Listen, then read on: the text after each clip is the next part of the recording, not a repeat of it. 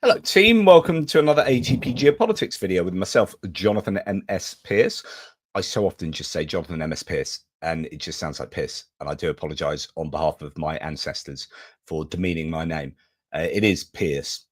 Yeah, just going to go into some anecdote about my childhood then. Hello, everybody. Welcome to another video where I am going to be talking to you about cabbages and kings, pretty much everything I can think of. Most of it will be pertinent to Ukraine. Then we'll go off and talk a little bit about what's going on in the US, a few bits and pieces. We're actually going to talk a little bit about Taiwan. We're going to talk a little bit about Israel and Gaza.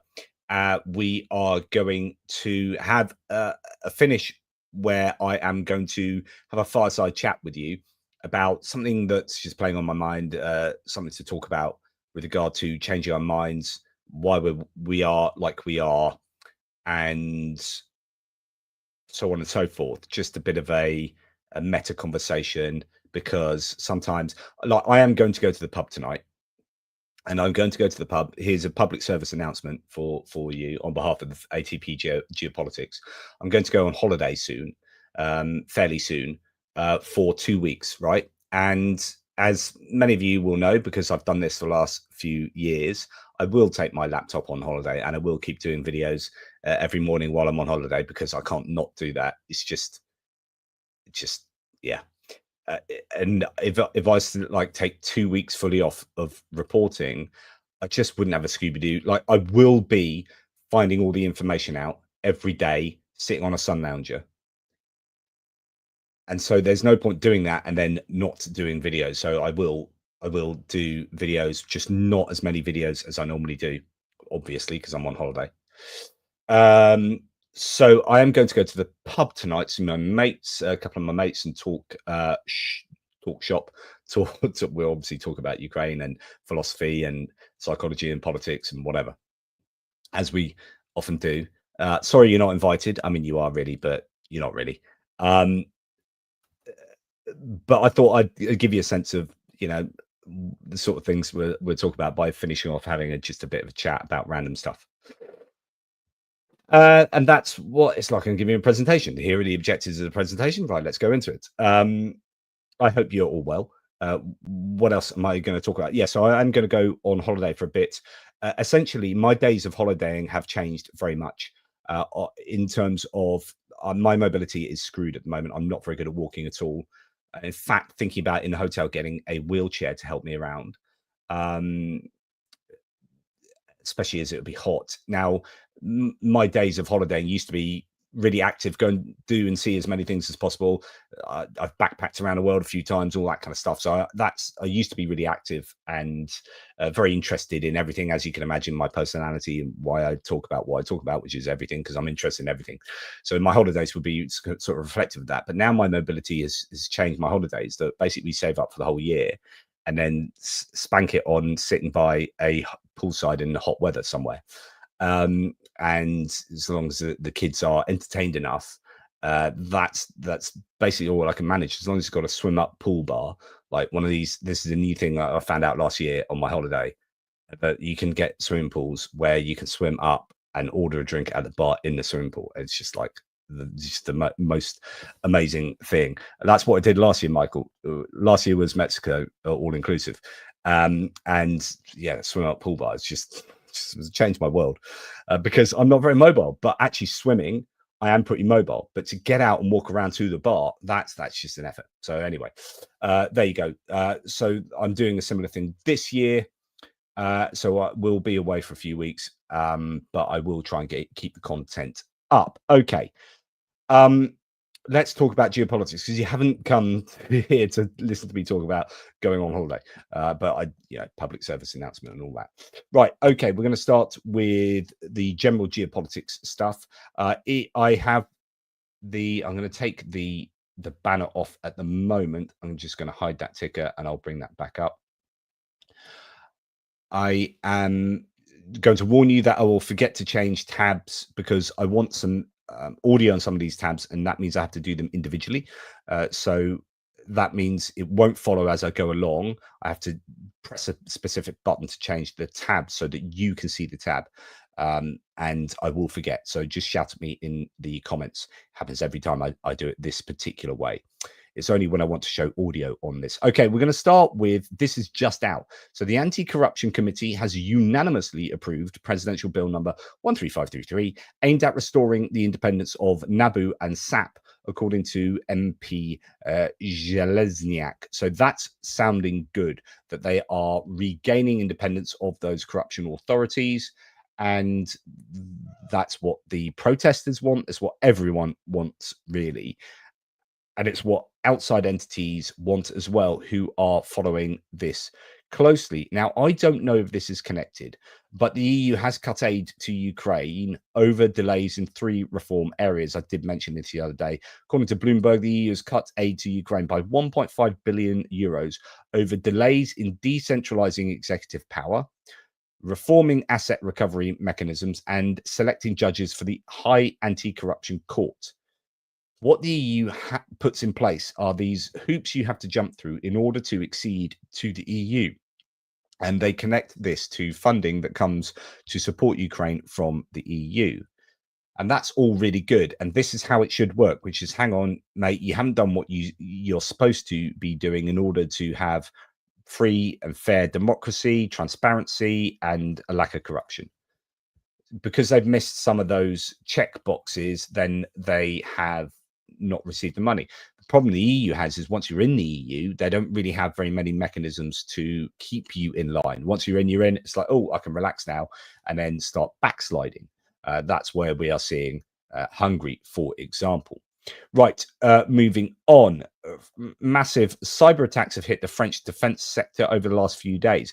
Naval Group, France's top shipbuilder, has suffered a major breach. Over 13 gig of internal data has been leaked so far as part of a 1 terabyte data dump. Thales, Dassault, and Safran are also affected. So big defense manufacturers there really affected by this cyber attack. Now, the Ukrainians have had a great success over the last couple of days with completely taking out Aeroflot, but the Russians are doing this too, of course, and they are doing it not just to Ukraine, they are doing it to Europe. This is warfare. Literally, this is warfare. It's cyber warfare, but what is the difference? They are attacking European infrastructure here. That, to me, is an act of war. And we've had this conversation so many times. You know, what is war? What triggers Article 5? And because no one wants to formally declare war, because it means you start having to send soldiers to another country, they say, well, okay, it's not war. And they use euphemisms like hybrid warfare. But it is a form of warfare, right?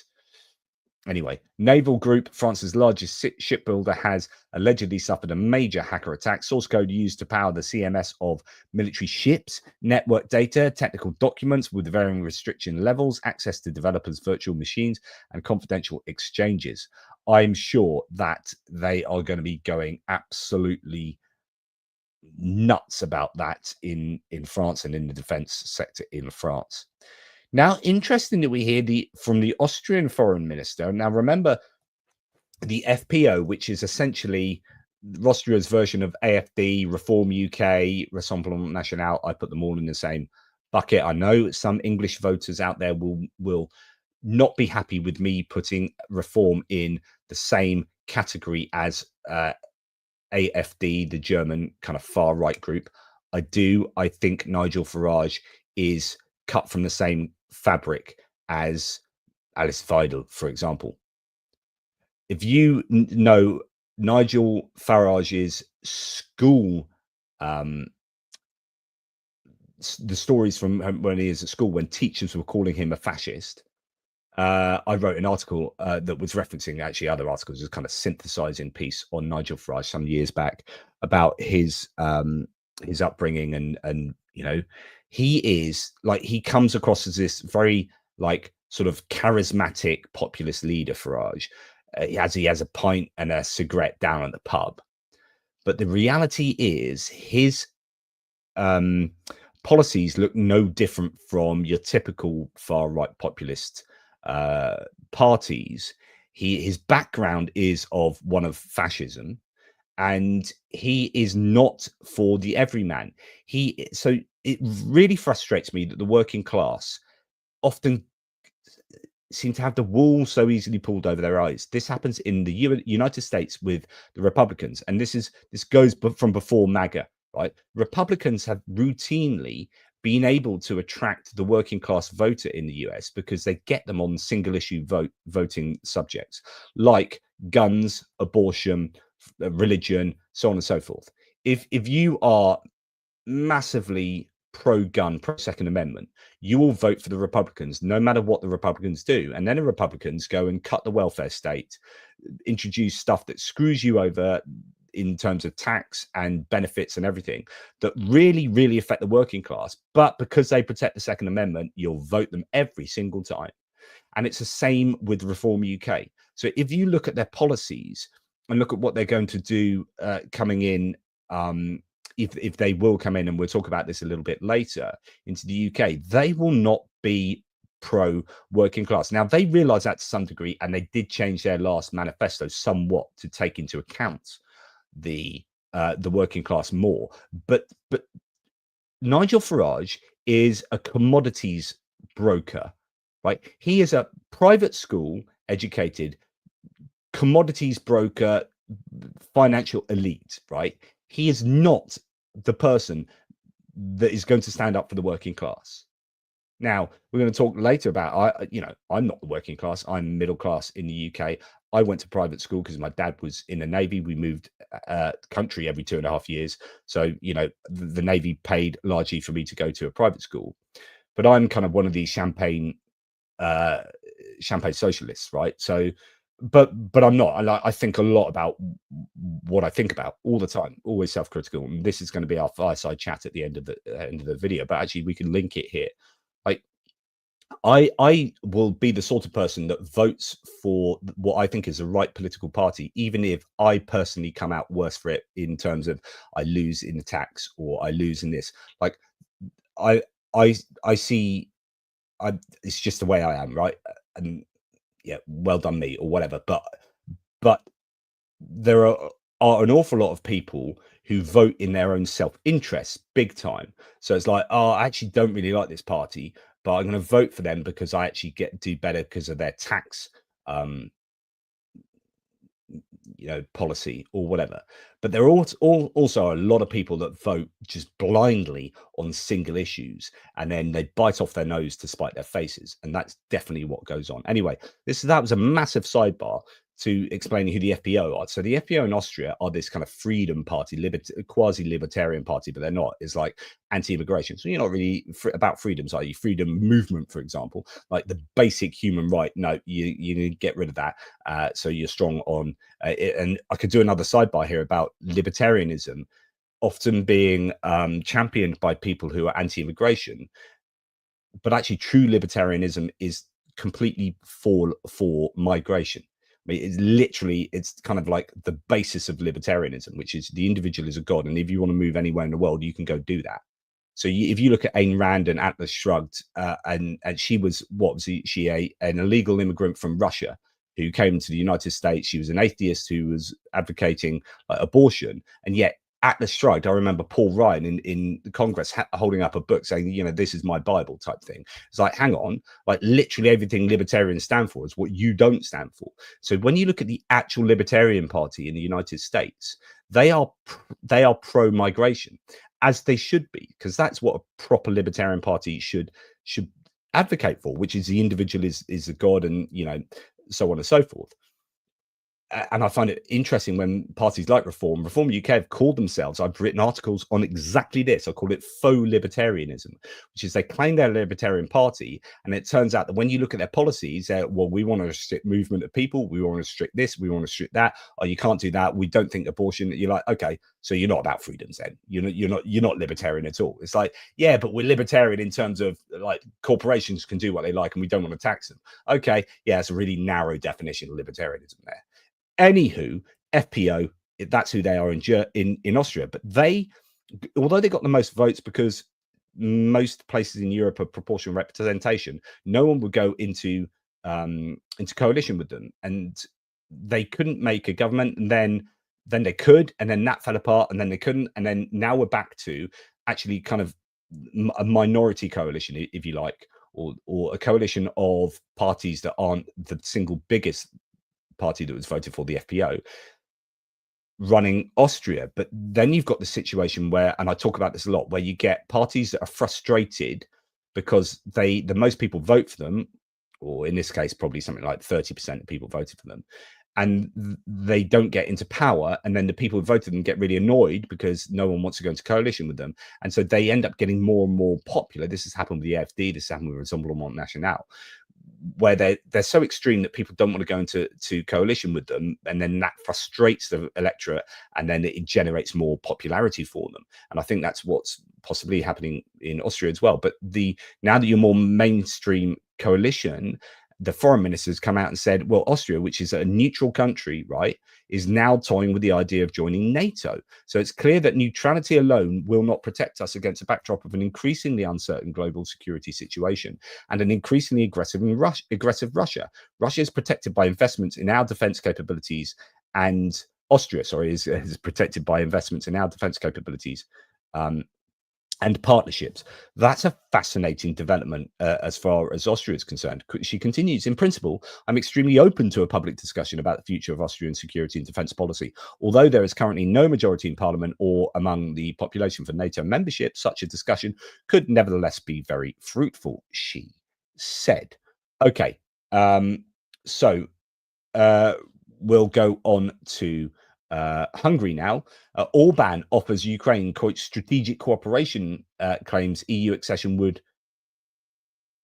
drag the war into Europe. So nothing particularly different to what he said previously, that Ukraine is going to drag the EU into war. Viktor Orban described Hungary's proposed partnership as pragmatic, flexible, and rooted in mutual interests, not irreversible integration. So he's saying that Ukraine and Europe should have a strategic cooperation rather than full membership. Hungary's Prime Minister Orban opposes the EU's proposed 7-year budget, which includes billions in aid for Ukraine. He claims it's built on the logic of war, prioritizing defeating Russia and expanding liberal influence over supporting farmers and development. We reject their fantasies, Orban has said. So he opposes the next budget. That could be a big problem. Then we have, this has come from TASS, the Russian state media entity. Orban goes full Kremlin, telling Kossuth Radio that Ukraine is a buffer state that should not join the EU. He claims EU membership would drag the West into war and proposes a strategic partnership. So that seems to be where it has come from. Then you have his best buddy, Robert Fico from Slovakia, doing pretty similar here, where he is saying he claims that the West has made a mistake using Ukraine as a battering ram against Russia. He argues the conflict could have ended in April 2022, but the West blocked it. Fico claims a strategy to weaken Russia has failed, adding Moscow's economy is now seen as stronger than Germany's. I mean, to think that Russia's economy is stronger than Germany's is just insane delusion, right? You can slice and dice Russians' economic scenario and spin it, I guess, but you'd be deluding yourself. Yeah, they have potential obviously with oil and gas, but at the moment they're getting screwed, and their rise in GDP has been because they piled everything into producing tanks and infantry fighting vehicles to throw them at the front line to get blown up. Is not exactly the most varied and healthy way of doing of stimulating an economy, just producing things to get blown up. Like I've explained before, ideally you want to produce things a lot in your economy that produces extra value and economic activity, right? So, you know, if you're going to build computers or software, then that software gets sold to other people that use it to generate their own income or more income, and you know that's a healthier way of doing your economy. Whereas, you know, if you're building tanks to go and get them blown up, then it doesn't really generate further income down the line. So and their sovereign wealth fund has been absolutely hammered They've been sanctioned, obviously, and sanctions are working. They do work, just not as quickly as some people were thinking. But yeah, Russia's economy is not in a good place. And I think most people are agreeing with that. Okay. We have good news from Georgia that they are still protesting. There was another set of images from Rustaveli Avenue that's still closed down in Tbilisi. Putin Huilo. Georgian protesters are starting to gather outside Tbilisi sports palaces. This happened the other day during the fencing championships. I talked to you about this, but just to remind you that there is a non-stop protest going on in Georgia, and hats off to those guys. Really impressive. Yeah, so Rob says Russia has never had a good economy. What some people do to show that Russia has a good economy is that they do purchasing power parity. And that is one way, and it has validity to some degree, right? So that's to say that, say $100 in Russia is going to buy you way more than $100 buys you in the US or in Europe, right? And therefore, if you're looking at everything in terms of dollar value, just in and of itself, and you say, right, Russia's creating this amount of dollars, then, and you're comparing that to America and to Europe, and then you're comparing that to other places around the world, it doesn't, for each of those places, it doesn't give you a sense of actually how much they're really generating, certainly in terms of what they can buy in their own place. So if they're generating $100 in Russia, then that $100 can buy way more in Russia than $100 can buy in the United States. So actually, they can do more with less in Russia, and so you need to take that into account as when you're looking at their GDP. The problem is then when you're buying stuff in the international market, then it goes the other way, and if you want to spin data to make Russia's economy look way better, you look at it in terms of PPP, and then Russia's economy becomes like, I don't know, something like the 5th best in the world or whatever it is. It's like a much better functioning economy, or not functioning. It's a much better economy on that metric than many other economies. And pro-Russian people are like, yay! So look, we've got an amazing economy. But of course, that is a somewhat problematic way of looking at the functioning of an economy. And so, yes, there are different metrics and different ways of measuring economic output and activity, but just be warned, some will be more advantageous than others, depending on what you want out of them. Anyway, goodness me, we're going to get onto Israel already. Yeah, just a few random bits. I mean, we're gonna come back to Ukraine, obviously. I just want to play you this. I mean, I saw some. I mean, you can go and see just horrendous stuff on Twitter these days or anywhere concerning what's going on in Gaza, and it is horrific, right? Absolutely horrific. So one of the videos that's doing the rounds at the moment, I don't know if it's there. Aid Gaza. Let's put that in. I didn't have this set up, but actually it's probably worth giving you an indication of these aid trucks. And yeah, there are loads of videos of the aid trucks in Gaza. I can't find the one I was looking for, but if I show you this, it's not as bad as the one I was thinking of, but it is.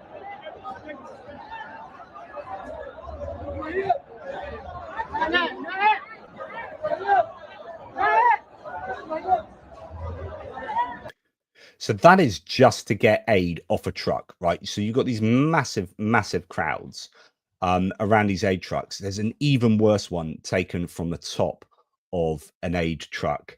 That is just insane.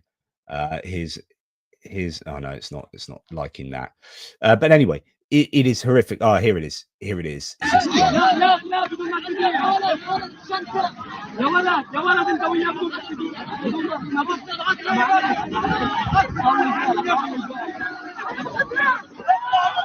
So Gaza is basically closed off. Like people, Palestinians can't get in, can't get out of Gaza without the Israeli say so, and aid can't get in, food can't get in, water can't get in, electricity is constrained, and so there's complete control over the Palestinians. Meanwhile, they're sort of bombing them and doing all the stuff they've been doing. And what is taking place now is actual genocide, and people are dying there of starvation. So people, there's the case that was reported yesterday, but this is like going many times over, of the 5-month-old that's just died. At one of many that have just died. The body weight is less than when she was born, and you're like, this is absolutely horrific. And there is no doubt in my mind that Israel is committing genocide at the moment. And we have to recognize that. It is horrific. This is not to say that what Hamas did in October is in any way justifiable, right? So Hamas did horrific things in October 2024. Israel then did horrific things in retaliation and continue to do them, and are killing way more people and are committing actual genocide. And Netanyahu, his government is horrific. People like Ben Gvir and Smotrich, who are in his government, are outright fascists, and what they're doing to Palestinians is horrific. It is just horrific, and you're not going to convince me otherwise. Even this gets controversial in places like the US, because there's this thread of Judeo-Christianity that runs through American society, whereby we'd much rather support the Israelis because they're Jewish against the Palestinians because they're Islamic, and we hate Muslims, and that kind of approach. I'm not saying that. I'm saying that is a thread, right? And there are many people who do go with that, and they will find it very difficult to say that the Jewish people here are doing bad things and the Muslims here are the victims, especially when they've got in their forefront of their mind the horrific activities of Hamas in October. But the reality is that the Jewish government are doing some horrendous things. I just want to here's some of the video. This is Jeremy Bowen. Vulnerable. He did a really good section on the BBC News the other day, and I want to play you a section that involves the American military contractor. So when you come out of the armed forces in America, quite often you end up going back in to become a private contractor. You get to do similar kind of work abroad, but it's kind of a bit more secretive. And I wonder whether nations were like, well, I'd rather people that aren't our own army do these things that are a bit dodgy, so we get someone else to do them as private contractors. And so you have quite a few American private contractors working out in Israel, and one of them's just become a whistleblower, just saying, look, I've just seen a load of war crimes and it's horrific. Anyway, Children are starving to death. This is not a battlefield, though it might look like one. It's a food distribution point in Gaza. Bullets are kicking up the sand as men wait to get food. It's one of 4 sites run by the so-called Gaza Humanitarian Foundation, a joint Israeli-US scheme they say replaces the UN and keeps food away from Hamas. This video is of the foundation's armed American security guards opening fire.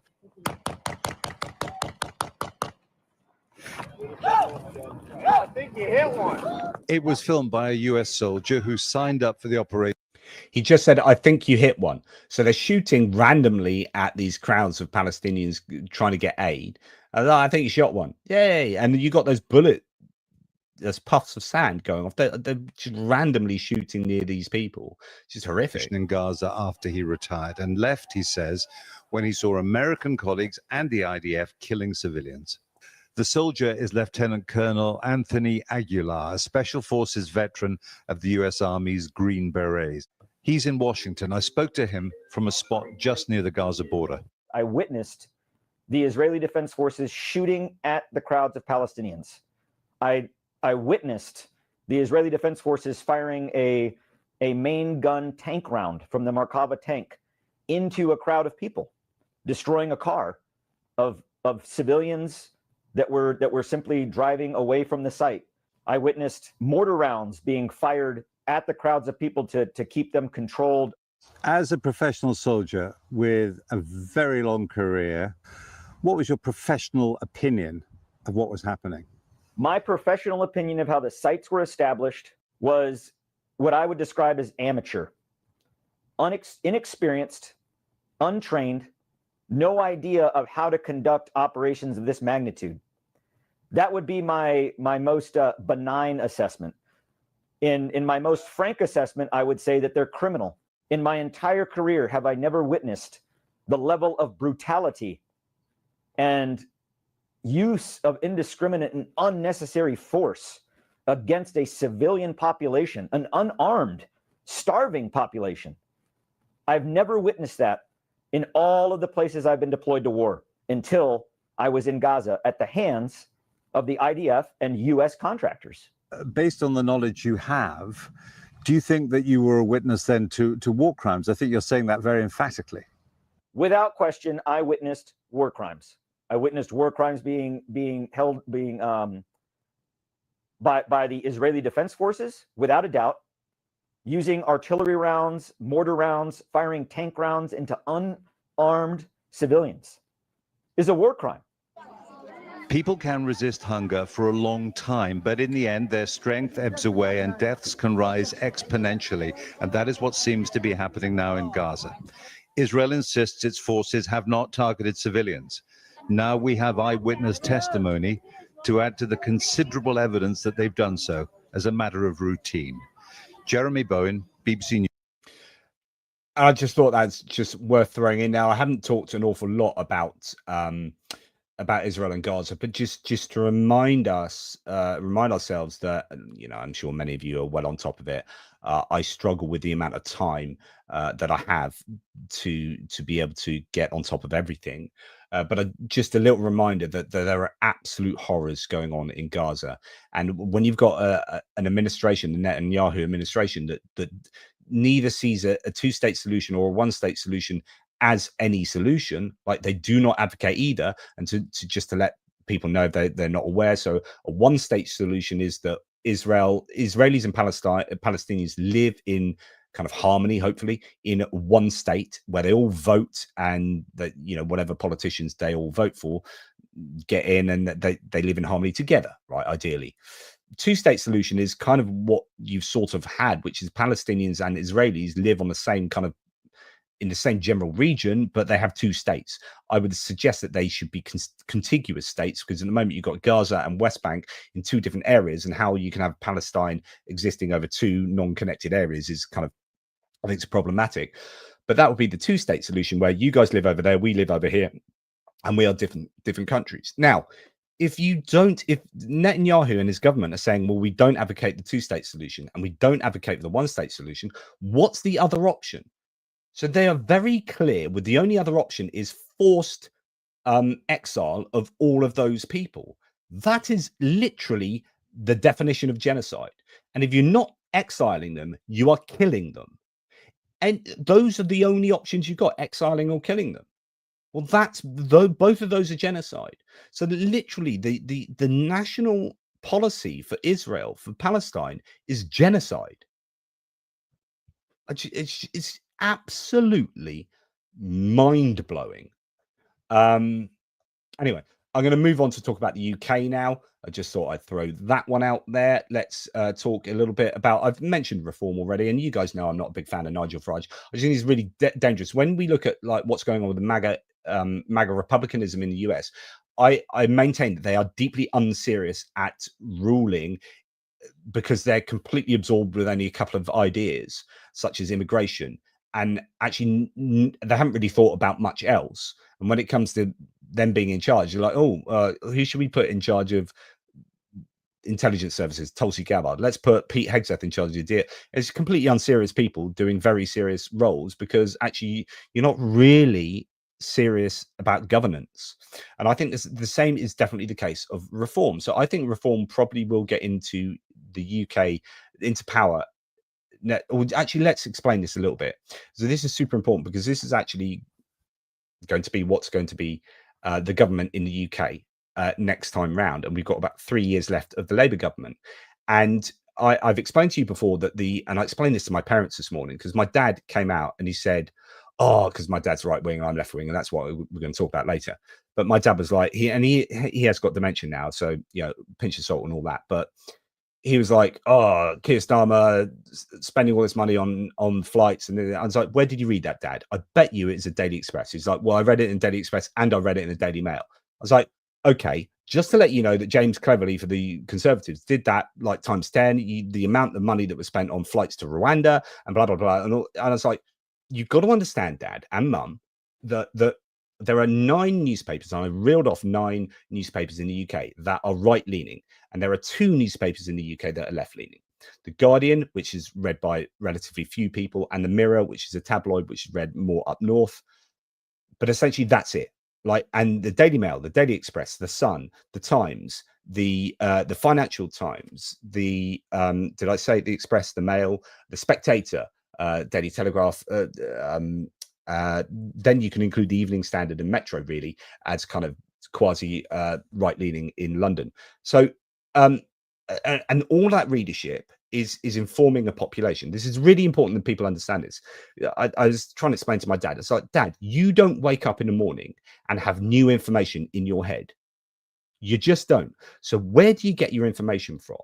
And if you're getting it exclusively from the Daily Express and the Daily Mail, then you are going to have have a situation where you're just regurgitating what you read. And if those have a bias towards a particular political leaning, then you are going to be biased towards a particular political leaning. Now, I have this problem as well. We all have this problem. We all live in our echo chambers and in our bubbles, and we just read what we want to read that reinforces our preconceived ideals. I'm aware of that. And so although I know what papers I'm reading, I hopefully mitigate against that by knowing the biases of those papers.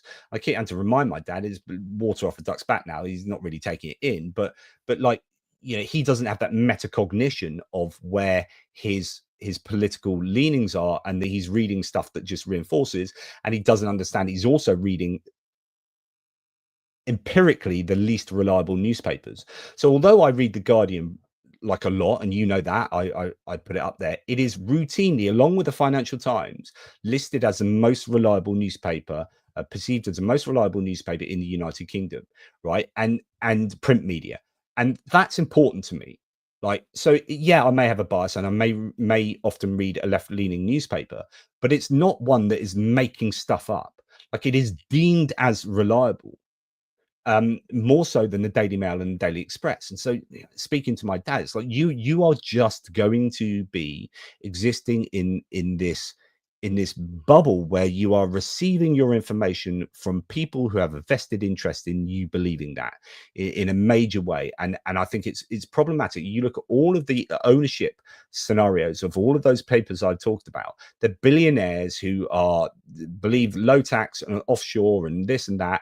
And that's what they want you to believe. And no one has Labour's back.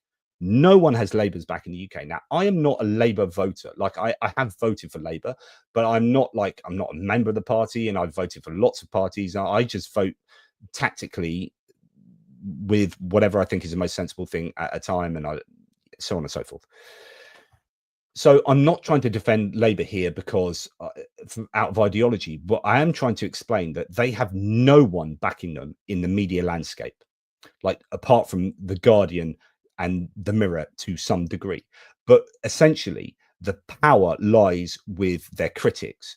And so they will get hammered in the next election because all of the amplification of narratives is coming from people who are anti-Labour. So my dad's a good example of like really starting to spout reform stuff. Now, reform can get away with being critical of Labour, but also critical of Conservatives, and be this kind of simplistic solution to complex problems, whereby they are offering some fresh new start for the UK, just like kind of MAGA republicanism, but just in the same way that Trump promised to drain the swamp and then ended up being the swamp. He is an elitist. He's a New York elitist billionaire who has put into position in his cabinet a whole bunch of billionaires who are making decisions to advance the causes of billionaires, right? So he is not draining the swamp. He freaking is the swamp, right? Now, if you think Nigel Farage is going to come and drain the swamp, he is importing all of the policies from MAGA. He's openly, there are newspaper articles talking about, well, will his MAGA policies work in the UK? But that's what he's doing. He wants to privatize our national health care. He wants to adopt all the same kind of approaches to immigration that MAGA have at the moment, the same kind of tax scenarios. Anyway. It will be an absolute disaster for the economy and for the working class in the UK. But the working class in the UK will vote for him. So this is where I'm trying to join all the threads together. And this is stream of consciousness, but hopefully it all makes sense. They will probably get in because the left have no messaging and amplification of the message.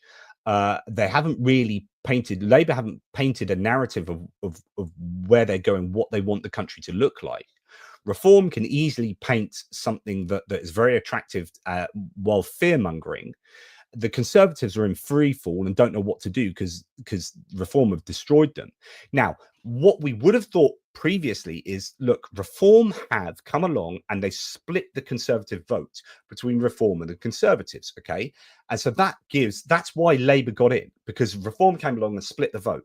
Reform only got 5 MPs, but they got a shed load of votes because first past the post voting system is not representative in the UK. So Reform got screwed over by that. But once you get over the tipping point, first past the post ends up being advantageous to you. And I think in the next election, first past the post will be advantageous to Reform. So would have got over that tipping point. Now, what you would want if you didn't want Conservatives or you didn't want Reform getting in is you would want there to be unity within the Labour Party. But what's happened in the last 3 weeks is that Jeremy Corbyn, the former firebrand leader of the Labour Party, who's a kind of pacifist, real kind of socialist, old school socialist, has left the Labour Party, sort of been kicked out, left the Labour Party, started his own party, and an MP called Sultana has just left the Labour Party as well, and they are starting up a new party, and already they have something like 15% in some surveys or something like that. So the problem now is Reform, while Reform and Conservatives were going to have their votes split between those two right-wing parties. Now Labour's already got the vote split between Lib Dem, Labour, the Green Party, and in Scotland, the SNP, and in Wales, Plaid Cymru. So the left has already, and this has always been, it's much easier for the Conservatives to win any election in the UK historically, because before Reform existed, you only had the Conservative Party, and you had 4, depending on where you were in the UK, 4 parties splitting the left vote. So it was really difficult for Labour to get in, and they generally only won in landslide elections when people were that pissed off with the Conservatives. So then Reform came along, split the Conservative vote, and everyone's like, yes, finally the right-wing vote is being split. But you still had a 4-way split of the left-wing vote. And now Labour has got another. So now you've got a 5-way split. And that party is worryingly doing well because they're selling a kind of left-wing version of Reform over there, a kind of populist left-wing agenda, which is going to be problematic for support for Ukraine, that's for sure. It will be strong on support for Palestine, but it is, I think that, yeah, you are basically, I would like to go and sit down with Jeremy Corbyn and say, okay, I understand that you feel very strongly that Labour have gone to the centre and have even gone to the right wing and are trying to do things to the welfare system that you don't agree with. But you do realise by doing what you're doing, you are handing Nigel Farage the keys to number 10. Like Jeremy Corbyn is going to allow Reform to get in the next election if he keeps doing what he's doing, which he will do. That is a real problem for the UK political scene, I think. And it's because people don't understand the dangers of Reform. They don't understand who they are. They just think immigration, I don't like immigration, therefore Reform. Fair enough. Okay, Reform might be good for immigration, but they'll be freaking terrible for everything else. And this is where you start getting people like here. We have Michael Heseltine. So you guys, many of you won't know like British politics if you're not from the UK, but he is like an old school Conservative. He's Lord Heseltine now. He was a stalwart of the old Conservative Party, but pro-Europe, pro-EU. Is a Remainer, Lord Heseltine said, Nigel Farage, let's not mince our language, is Mr. Trump's vicar in England. And that is so well put. He is basically like, Trump is the god, and Farage is his vicar going about doing his work in the UK. That is who Reform are. Reform are MAGA UK, and I will argue that till I'm blue, till I'm teal in the face with anyone who wants to argue that. Someone argued with me recently that I said, well, Reform are just MAGA UK style, and he's like, no, they're not. And I like, receipt. Nigel Farage is going to MAGA rallies with a teal blue Reform UK blue coloured Make America Great Again cap, and then importing all of his policies back here and saying all the same things and then saying make Britain great again, then yes, they are MAGA UK style. You're just going to lose if you think otherwise. So just worth noting this, and little things like this tell you everything you need to know. So this is the treasurer for the Reform UK Party, and his name is Nick Candy. He was appointed by Nigel Farage, and in 2010, he boasted to a Financial Times journalist, I don't pay tax. This is kind of like what Trump used to do, which is he said, oh, it's cool, like not paying tax, or like he would advocate in his rallies. This is in Trump 1.0 actually, that, you know, he wouldn't pay as much tax, or he would find ways of not paying tax, as if that's a good thing. And then lots of people like that because they're like, yeah, I don't want to pay tax.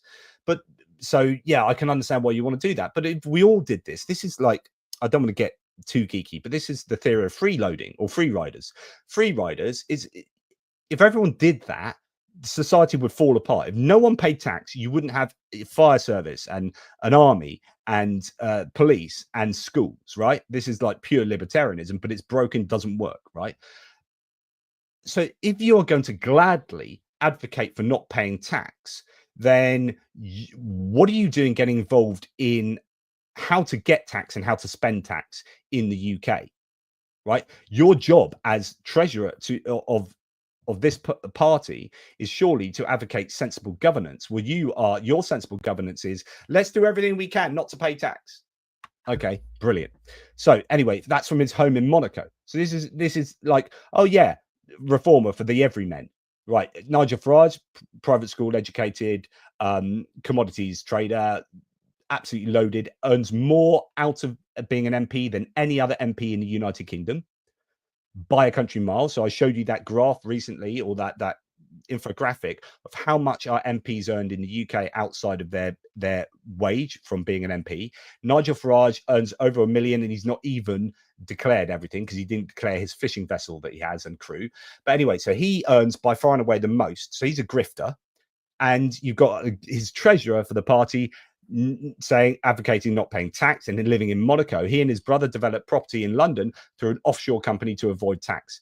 So Reform UK are tax dodgers. Anyway, I just thought I'd throw that in there. Now, anyway, recently they've got involved in, and there've been these riots in the UK, rather like the riots in Southport last year, when someone stabbed some kids in a dance class, and it all went mental, and it was seen as a Muslim immigrant, even though it wasn't, and he was from an immigrant family, I think from Wales, and anyway, that caused riots in Southport, and that was really big for the right wing, because it was all kind of anti-immigration. And then we had, you know, St. George's Cross flag bearing people burning stuff up and causing all sorts of problem. And a similar sort of things just kicked off again in a place called Epping in London, in Essex in London, I think, Epping, where they had a report of these hotels where they're housing immigrants while they process them. One of those immigrants was accused of sexual assault, and then that kicked off. There were these kind of protests that kicked off, and it went as you would expect it to do. It was championed by a load of reform people, actually, including local councillors and all sorts. And it all went south, and it's not looking good. So we need to be careful. It's not to say immigration is not a problem, but it's how you deal with it, and knowing that immigration is going to be the single divisive issue all over the world going forward. It is in every country in Europe. It is in the United States.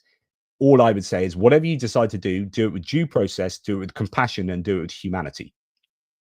You can be strict, and you can be you can have a strict immigration laws and rules, but just whatever you do with those laws, just do it humanely. Like, we are humans and they are humans, right? What we're seeing ICE do in the US is not humane at the moment.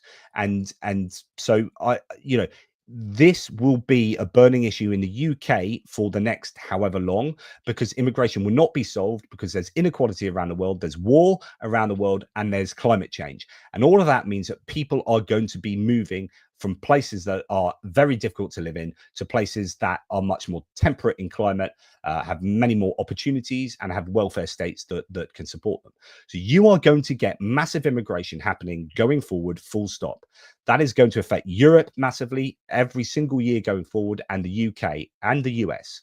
And until our countries can deal with that, the narratives that are being created around this, until Labour in the UK can deal with this in a way that is seen as being robust, yet hopefully humane, then if they can't control the narratives, and this is where it comes down to having the newspapers and having the online spaces that you can either control or represent you.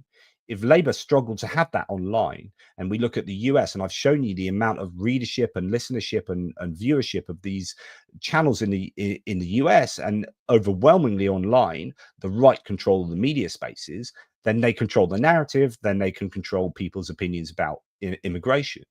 And it is we just live in dangerous times because people don't understand how their opinions are being formed by the media that they hang out in. And actually, I'm going to just talk about that now, with a little bit of reference to Russia again. You'll be happy to know. Let's just start here.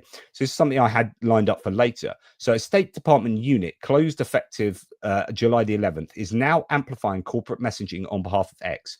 The Bureau of Democracy, Human Rights and Labour posted this message yesterday, but the agency's website no longer exists. Right. So you've got the situation where Twitter is being used by, I don't know who, I don't know whether this is Elon Musk directly, but you've got defunct departments of the US now acting as adverts for Twitter. As part of a criminal investigation, activist French prosecutors requesting information on X's proprietary algorithm and has classified X as an organized crime group. The Democratic government should allow all voices to be heard, not silence, but speech they dislike, blah, blah, blah, blah. So you got the Bureau of Democracy like fighting on behalf of Twitter there. The New York Times reported on July the 11th that the Bureau was closed. So why is it tweeting X corporate propaganda out to its 59.3 thousand followers, which also amplified by Elon Musk personally? The former website of the Bureau of Democracy, Human Rights and Labour no longer exists. So do defunct State Department accounts simply become Musk promo accounts by default now? Who is running the State Department and why are they promoting Twitter? Anyway, so this is my segue into thinking about how the information spaces we exist in are manipulated. Free speech doesn't exist, even though Elon Musk says he's a free speech absolutist. He is allowing Twitter to become both an amplification tool for a particular narrative, but also for his own X. And it's this kind of, I was going to say circle jerk. I just say that. It's horrible. What I mean is like this situation where they're all helping each other out, but it's all this in group of the state in the US, Twitter, right-wing narratives, and so on and so forth. And it's just they're able to please each other, should we say? And I think that's just super dangerous. So then we go to this, and this is a video of a bot farm working. At least half of right-wing Twitter is this particular source. I'll turn the sound off here, but it's a very loud sound. This is all of these are phones. These are all phones with different accounts on them. And every single one of those phones, thousands upon thousands of phones, is being manipulated centrally to go and tweet out or like tweets or create AI content that is aligned to a particular agenda. So if this is a Russian troll farm, all of these devices are kicking out stuff on Twitter and I don't know, wherever else, YouTube comment threads, threads itself, wherever it is, they're kicking TikTok, they're kicking out content that aligns, and we are being manipulated. And we need to worry about this because it's worrying, right? I have a child, I have two 14-year-old twin boys. One of them is quite susceptible. So he's on the spectrum, but not in that way. He's very forthright in his thinking. And anyway, we got into an argument recently where he started giving pro Andrew Tate stuff and pro Charlie Kirk stuff. Charlie Kirk is a right-wing Christian ethno-nationalist from the United States that he should have nothing to do with. He's not shouldn't be in his thinking process as a 14-year-old kid. Right, but he's spouting Charlie Kirk stuff. I'm like, where are you getting this from? And he's in this ecosystem on Twitter, on TikTok, where it just comes up next, and you go down that rabbit hole, and then he is having his thinking informed by an algorithm, and that is freaking dangerous, right?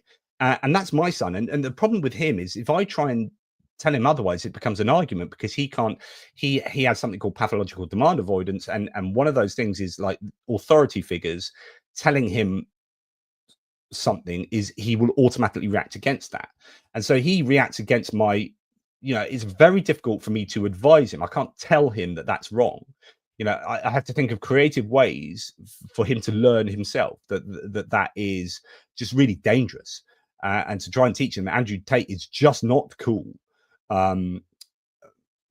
But anyway, along those lines, we hear that YouTuber Benny Johnson's channel has exploded, gaining 2.2 million subscribers in April, May, and June, making it by far the fastest growing political channel. Now, this guy received money through Tenet Media from Russia to spout pro-Russian propaganda. So Benny Johnson is a bad dude that is spreading pro-Russian propaganda and is still able to do that. He's being given access to all sorts of people in the White House, actually, to interview, and it's just not cool. Except what's interesting here, as Gadget says, his views have not come close to growing in correlation to his surge in subscribers. So he's suddenly got 2.2 million extra subscribers, but actually he's not getting the views on his videos that should reflect that growth in subscribers, as they typically would on YouTube. Johnson was one of the content creators caught up in Tenet Media scandal when it was revealed that he was directly receiving Russian funding. And what's therefore interesting is that, is he getting 2.2 million subscribers because, hey, all of these bot farms are subscribing to Benny Johnson, but actually they're not really watching his content. They're not set to go and watch all of his videos. But this is a real worry because we live in a society now where our information spaces are being dictated by algorithms that are manipulated by state actors and state adjacent actors. This is what Elliot Higgins talks about. I re-uploaded my interview with him because if you miss it live, it's still there. People can go and watch my lives, but they generally don't. And it's a real shame because interviews like that are really valuable. And I'm not trying to get people to watch my stuff so I get more clicks or whatever. But when you interview people like Elliot Higgins and it's such valuable insight, it's just really important they get seen. So I re-uploaded his one. But what's interesting here is, and it's exactly what I'm talking about. So DC Drano is a real right-wing source of ill repute, I would say, online on Twitter. He said, pretty wild how Gen Z men are the first generation in our lifetimes to be more conservative than the oldest generation. So you've got this really weird switch around going on at the moment where the young, and this is partly how Trump was able to get into power, because actually young men came out and voted more for Trump than they did for Kamala Harris. Young women, they've actually kind of diverged. So young women have become more liberal and young men have become more conservative. And this is the first time. You often think that young people are idealistic and left-leaning because traditionally that's broadly where it's been. And then as you get older, you go more to the right and you become more traditional. And then you get to a stage in life, I don't know, 60 onwards, where your brain plasticity just halts and you become cemented in your thinking process. It doesn't apply to everyone, but generally, as you get older, and there is data to support this, I'm not just pulling this out of my arse, I've written articles on this. As you get older, you change your mind less, right? But if you, as you get older, you start skewing more to the right, then you then cement to the right. And so the right has an advantage in the way that our neuroscientific, our neurochemistry works, if you like, or neurobiology works. But you could argue, you know, they might skew that way because they become more wise, they become wiser and understand, you know, that the right wing is cool and it's not all about left wing idealism or whatever. So we can have that debate. But what the situation we have now is that young men are now skewing to the right to a quite significant degree, and that's a first generation, or where the young are more right wing than the young men. And so DC Drano says they're also the first generation to grow up fully on the internet, where they could self-select the information they consume. They chose freedom and traditional values. So the way DC Drano interprets this is these guys are now free to select their information. Normally you'd sit and watch in the UK, it'd be BBC One, BBC Two, ITV, and Channel 4 in the old days, or even Channel 4 was newish, and Channel 5. Now we've got cable and satellite and whatever. And then we've got the internet. So, and this is a generation that's been born and brought up on the internet, right? And he's saying this is wonderful. They can choose their own information, and therefore they are more right wing because they've been given the freedom, and they're not having their thoughts dictated to them by these centralized channels and whatnot. But of course, that's highly, highly problematic. I'm sure there are many of you watching that agreeing with that kind of view, but it is a broken view, in my opinion. And the reason is because things like, whether you like the BBC or not, they are beholden to, they've got a charter, they've got regulation saying that they can't just lie, they can't tell mistruths, and they have to do corrections because they're a publisher. When you come to Twitter, Twitter is not a publisher, and therefore this is how they get around not having to answer for the heinous views that can be found on Twitter, because they're not a publisher. Individual people are publishers, and they just allow it to be there. But they are not therefore beholden to those views, and they don't have to correct them. And so what happens is you get content creators on YouTube and anywhere else that can just spout conspiracy theories and nonsense, and they are not accountable for what they say, whereas BBC are accountable for what they say, and the Ofcom, our regulator in the UK, will slap them with fines and make them make apologies and whatnot if they are saying things that are outrageously incorrect. Right now, in the old days, that meant that the diet of what you received information wise, while it was kind of narrow, it was at least justified and not like outright lies and conspiracy theories. Now you can exist in online spaces where you're just consuming what the algorithm gives you. So the problem here is, he says they chose freedom. They didn't choose freedom. They chose to be dictated to by the algorithm, and the algorithm.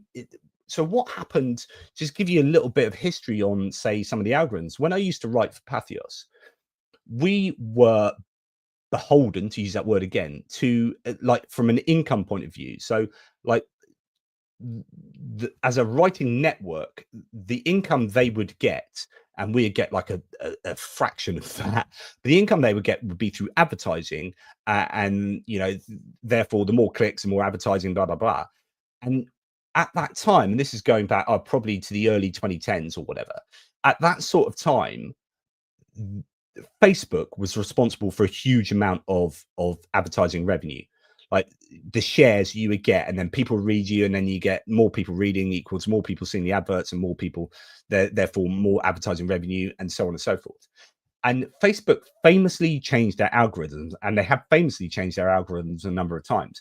And they absolutely slaughtered publishing income over a period of time. And what happened is they changed their algorithms, and you may contest this, but go and look at the data. They changed their algorithms, and it favored the right wing, right? And so this then led directly to online places like Breitbart and the Daily Wire getting huge income, because Facebook changed their algorithm and it benefited the right, and then the right-wing media spaces suddenly exploded, and then that fed into you getting more readers into there, and then it's just, like I said before, it's this self-fulfilling kind of circle, and you had this explosion of the right-wing information spaces, predominantly initially because Facebook themselves, just one entity, changed their algorithm. Then that went on for some years, and then more recently, I can't remember when it was sort of 3 years ago or so, they changed their algorithms again, and now it doesn't so much favor the right, although it still, I think, marginally favors the right, but it favors polarization. So now you just go into these rabbit holes, and if you like the left wing and conspiracy theories over there, you get sent down that rabbit hole. But then the right wing and maybe right wing conspiracy theories over there, you get. And so now people are pulled apart, and the algorithm, and it's not just Facebook, it's all sorts of algorithms. It's the same with YouTube. You know, if you start watching certain things on YouTube, it will suggest other things in that information space. You know that with Ukraine, right? You start watching pro-Ukraine stuff, you get given other pro-Ukraine stuff.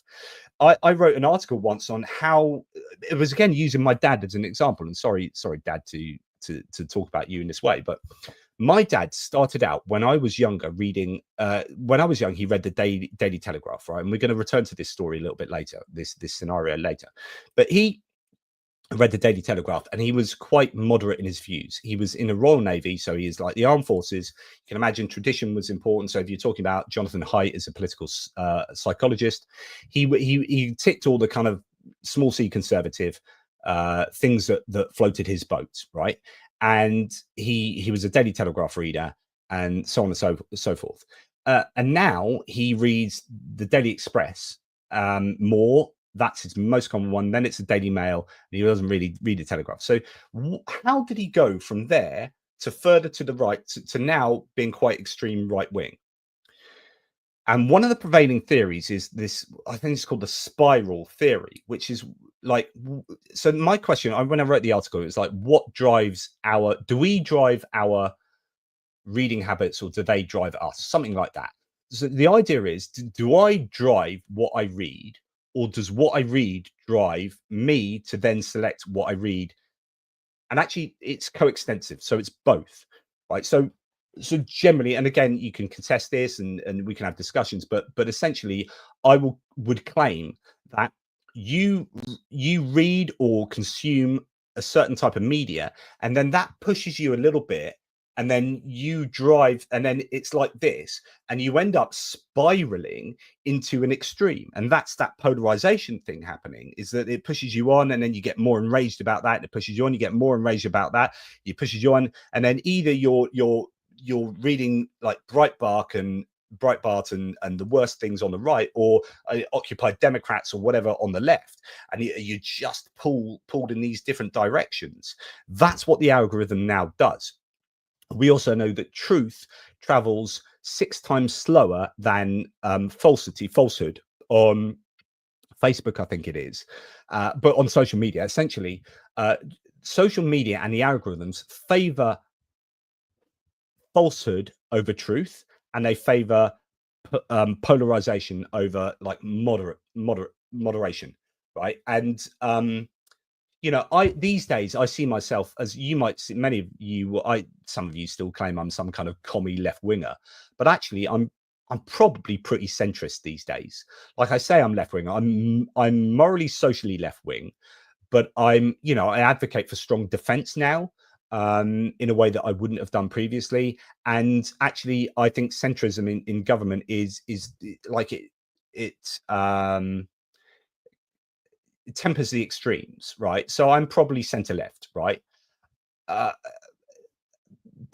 not many people fight for the center, because it's not very exciting, because you like status quo or let's not do anything too crazy.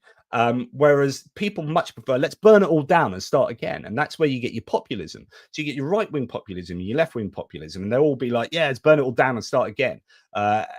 And I'm a little bit like, yeah, not so fast these days, which is, it can be seen as an old school kind of form of conservatism, which is, slowly. I'm not always like that. Sometimes they're like, yeah, burn that to the ground. Yeah, that's ridiculous.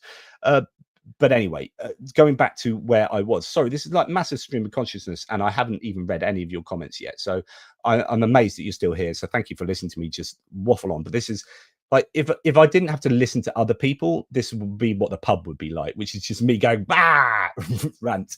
But anyway, going back to this guy, so DC Drano says they're the first generation to grow up fully on the internet. They've chosen that they've freely chosen this, and they've chosen conservatism, right? No, the internet favors conservatism, I would argue, and the algorithm is what determines where you go, not you choosing that. And though there is a spiral effect, that's the case when you're kind of reading newspapers. Like I'm buying the Daily Telegraph and I'm reading this, and it's sending me slightly to the right. And then I'm starting to get enraged. I'm like, oh, I might buy the Daily Mail now. Oh yeah. And that sends you further to the right. And then you buy the Daily Express. That's my dad's that's how my dad has migrated over time. But now it's not a case of choosing to go and buy a newspaper. These things are thrust upon you. It's like, essentially, it would be like suddenly one day you're reading the Daily Telegraph and the next day the Daily Mail comes through your door. Oh, okay, I'll read that. And then a few months later, the Daily Express comes through your door. Oh, I'll read that now. That's the analogy, because the algorithms are thrusting things into your feeds, whether you like it or not. Sometimes that's cool. I'm interested in Ukraine. Now I'm getting loads of Ukraine channels on my YouTube feed. Brilliant. But if you start going, oh, I wonder what they're thinking over here, and you start liking that and watching that, then you'll get sent down a rabbit hole. And before you know it, you are some like batshit crazy extremist on either side, right? So I completely contest this idea that this generation is right wing because they've chosen to be that way, and they've suddenly found informational freedom, and they have freely chosen to be more conservative. No, the algorithms and those tech bros and Twitter, like, is not just blind algorithms either. In the case of Twitter, it's like they actually throw 2-to-1 right wing versus left wing. Like, that has been shown. I've shown you a number of times the data that's been. What some people have done is they've started off a Twitter or X new account, right, a new handle that's free of anything, and they just look at it and see what it throws them. And it's been shown to throw at a ratio of 2-to-1 right wing or republicanism versus left wing or Democrats. And so but that's purposeful, right? Because Elon Musk, that was part of what he was doing with Trump. Not only is he giving him money, he's giving the amplification and also giving him the algorithm that promotes the right wing on Twitter. So you have all of this kind of acting against the left or the center left, and I think it's a problem. I think Labour will struggle to get in the UK because Reform get hey, we're going to burn everything to the ground and immigrants are bad, and so people jump on that, they're attracted to that, and then they can promise the world, and they're not very serious about governing, but no one's worried about that. Then they get in and people will realize that, but by that stage you've then lost your competent governance, and then you get people who are like suddenly in charge of the NHS and suddenly in charge of defense, who are just complete wingnuts. You're like, okay, Pete Hegseth in charge of the OD. That's what you get when you allow populists through the door. It is dangerous. So Elliot Higgins here says self-select betrays an ignorance, may be purposeful, of the impact of algorithms on the content we see and how that influences individuals. So to go back to where I was, we were talking about what happened, these riots or protests in Epping, that just kind of fomented by online communities, and it just is. The online world has a lot to answer for, and we exist there. Of course we do, and I exist here. This is my job, and you guys are here as my patrons and as my viewers. And we must always remember not to exist in these informational bubbles alone, and make sure you get a varied diet. Don't just come to me. I will do my damnedest not to lie to you and not to disinform you, but I'm not perfect, and I have my own biases, and I will exist in my own information silos, and I'll try not to, but we all do.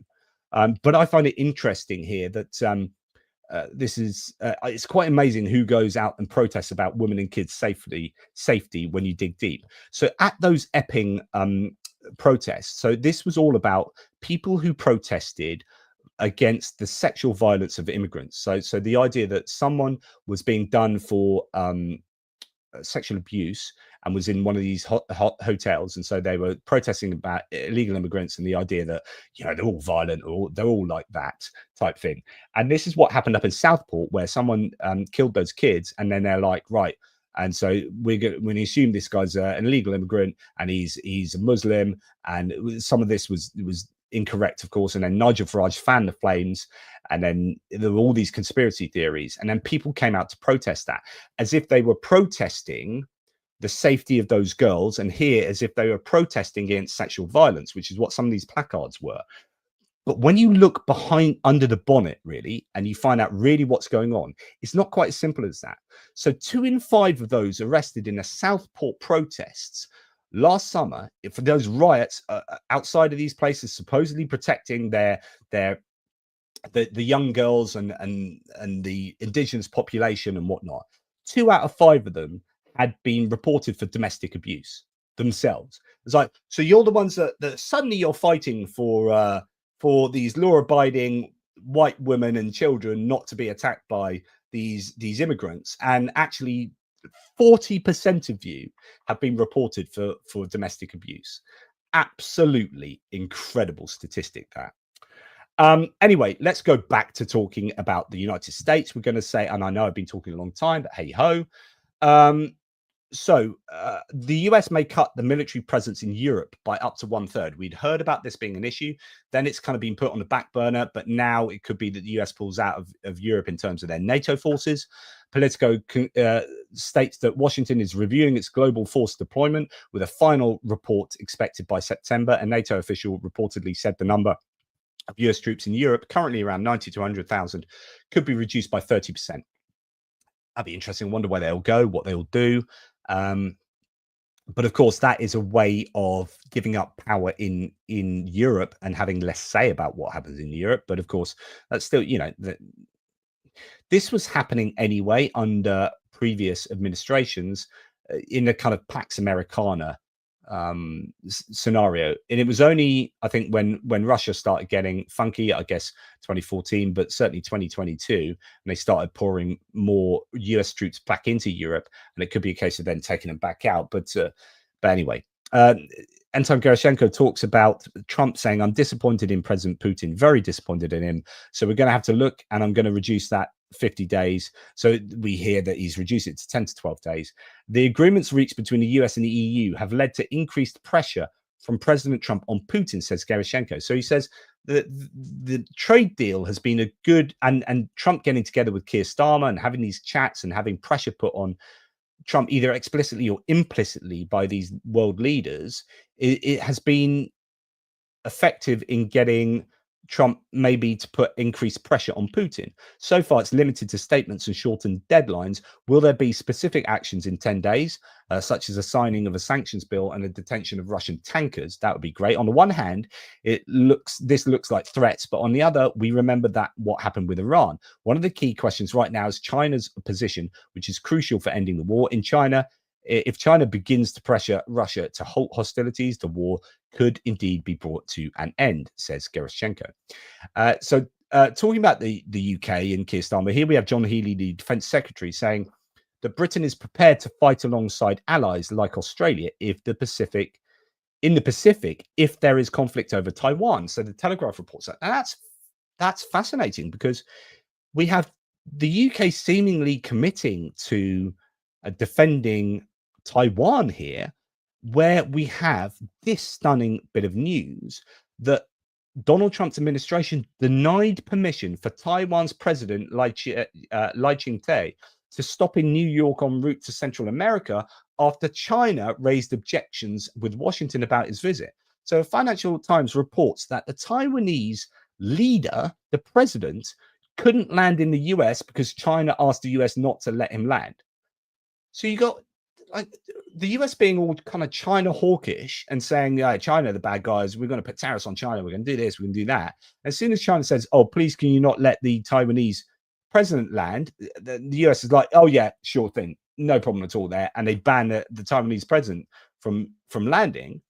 And you've got Trump saying, well, I'm not really sure that we want to be defending Taiwan because their semiconductor base is competing against ours, and we want to be making our own semiconductors, so on and so forth, and microchips and whatnot.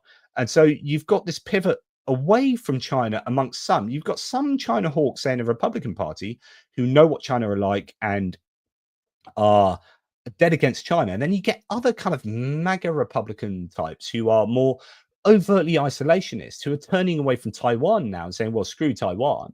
We can make our own semiconductors and microchips and whatnot.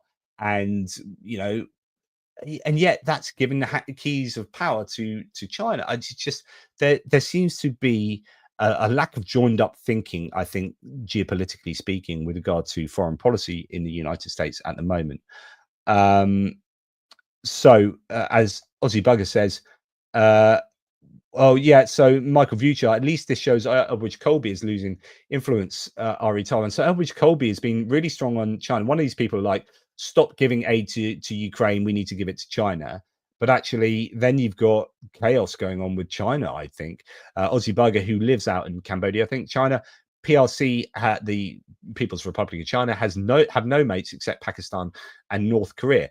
Yeah, but the problem is, Aussie, when you then have the US starting a trade war with Vietnam. So previously, the US have been like, right, we need to attract manufacturing to Vietnam because we don't want to be buying from China. China suck, so we want to buy that cheap stuff, but we can't buy it from China. So Vietnam, do you mind if you make all that cheap stuff and we'll have a nice trade deal with you, and then we can buy cheap stuff and bring it to the US, and then we can make our other things here out of your cheap stuff, or we can have cheap clothing from you.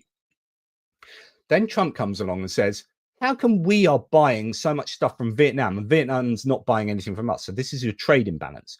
So there's a trade deficit from a US point of view with Vietnam. So then he's like, well, we need to slap tariffs on Vietnam because we're buying more stuff of them than they're buying off us. Well, yeah, they're a poor country compared to you. Of course, they're buying less than you. And what's their population? And so on. It's just insane thinking. So then they slap these massive tariffs on Vietnam, where you previously, the Americans have been like, you need to build more stuff. You need to manufacture more stuff in Vietnam. Come on, please make more stuff. We want to buy it off you, buy it off you, buy it off you.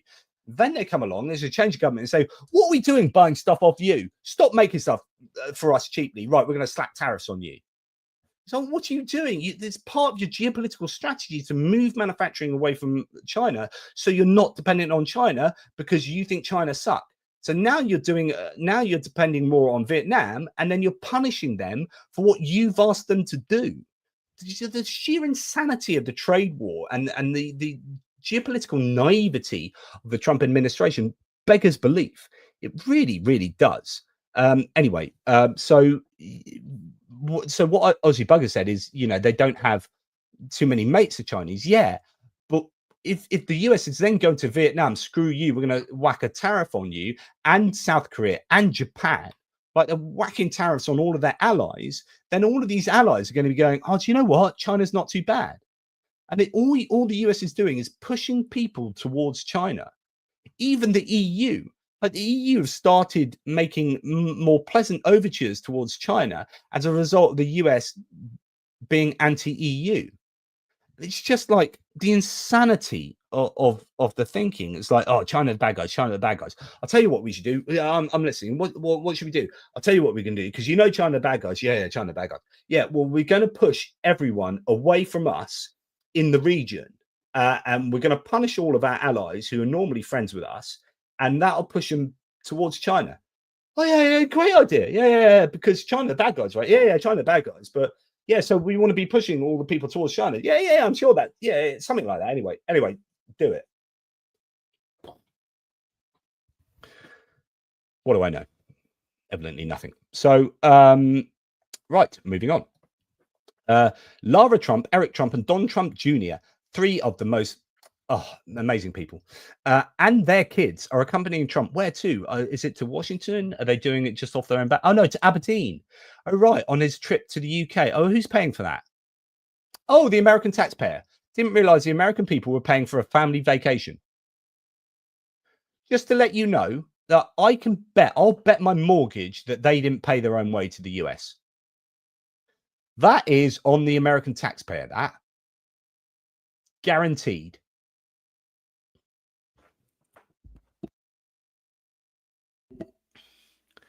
Anyway, good that they're having a jolly nice time in Scotland on the American taxpayers' dime. Let's think what the Scottish have to say about that. Let's go and listen to a couple of Scottish people talk about it. Played out at anti-Trump demonstrations in Edinburgh and Aberdeen. Protesters, trouble. I wanted to be here today and I wanted to bring the pipes because they're a symbol of Scotland, and I want to use the symbol of Scotland to say that he's not welcome here. We should not be opening Scotland or the UK to somebody with his background. He's an abhorrent human being with absolutely no saving graces. Played out at... He's an abhorrent human being with no saving graces. Oh, wonderful. Anyway, I won't show you some of the placards that have been put in front of Trump or near him, but the Scottish know how to do some nice placards. And there are some liberal applications of certain words that I cannot repeat here. Good old Scottish language. Very Anglo-Saxon language, actually, some of that. Now, Trump came here and he slagged off windmills. He had a 2.5-hour rant with Ursula von der Leyen about windmills. And he said then to Keir Starmer, I'm not a fan of your mayor. I think he's done a terrible job. The mayor of London, nasty person. This is Sadiq Khan, had public spats on Twitter before. Keir Starmer said, oh, he's a friend of mine. Trump, he's done a terrible job. And there's just no airs and graces. It's just like, you know your mate? Yeah, he's a dick. Well, you know, we're on camera and we're in front of the world. Yeah, do I care? And this is Trump. I mean, Trump's strength is that he has normalized being able to say anything. He can say anything and he's not picked up on it. I mean, do you remember that he has taken the mickey out of a disabled journalist? Remember, he did that impression. I won't do it now. He did that impression in Trump 1.0 at a rally. He filleted a microphone at a Trump rally. He filleted a microphone. Go and look up fellatio if you don't know, if you're not too au fait on the English language. He filleted a microphone. That should be the end of your political career. No one cares with Trump. He can do what he likes. So, you know, hats off to him. He has normalized any behavior. There's nothing that he said, I can shoot a man on Fifth Avenue and I'll still get the vote. And it's absolutely true. No one cares what he says or does anymore. He can be no more embarrassing than he's already been, and people lap it up. They love it. Anyway, a former CIA officer who helped author the original Russia interference report just called out Trump and Tulsi Gabbard for pushing lies. So now Tulsi Gabbard is trying to push, and Trump, the idea that Obama brought about this anti-Trump report into Russian interference into the elections in 2016. Of course, is all complete nonsense. This is revisionist history. So trying to revise history here. And now they're being called out by the people who know about this. She said, if Obama administration had tried to rig intel like Tulsi claims, we would have all resigned. So let's be real. Russia interfered, Trump benefited, and now Tulsi's trying to rewrite history while sitting at the head of the US intelligence. You don't call that patriotism. You call that cover-up. And I would tend to agree with that analysis there.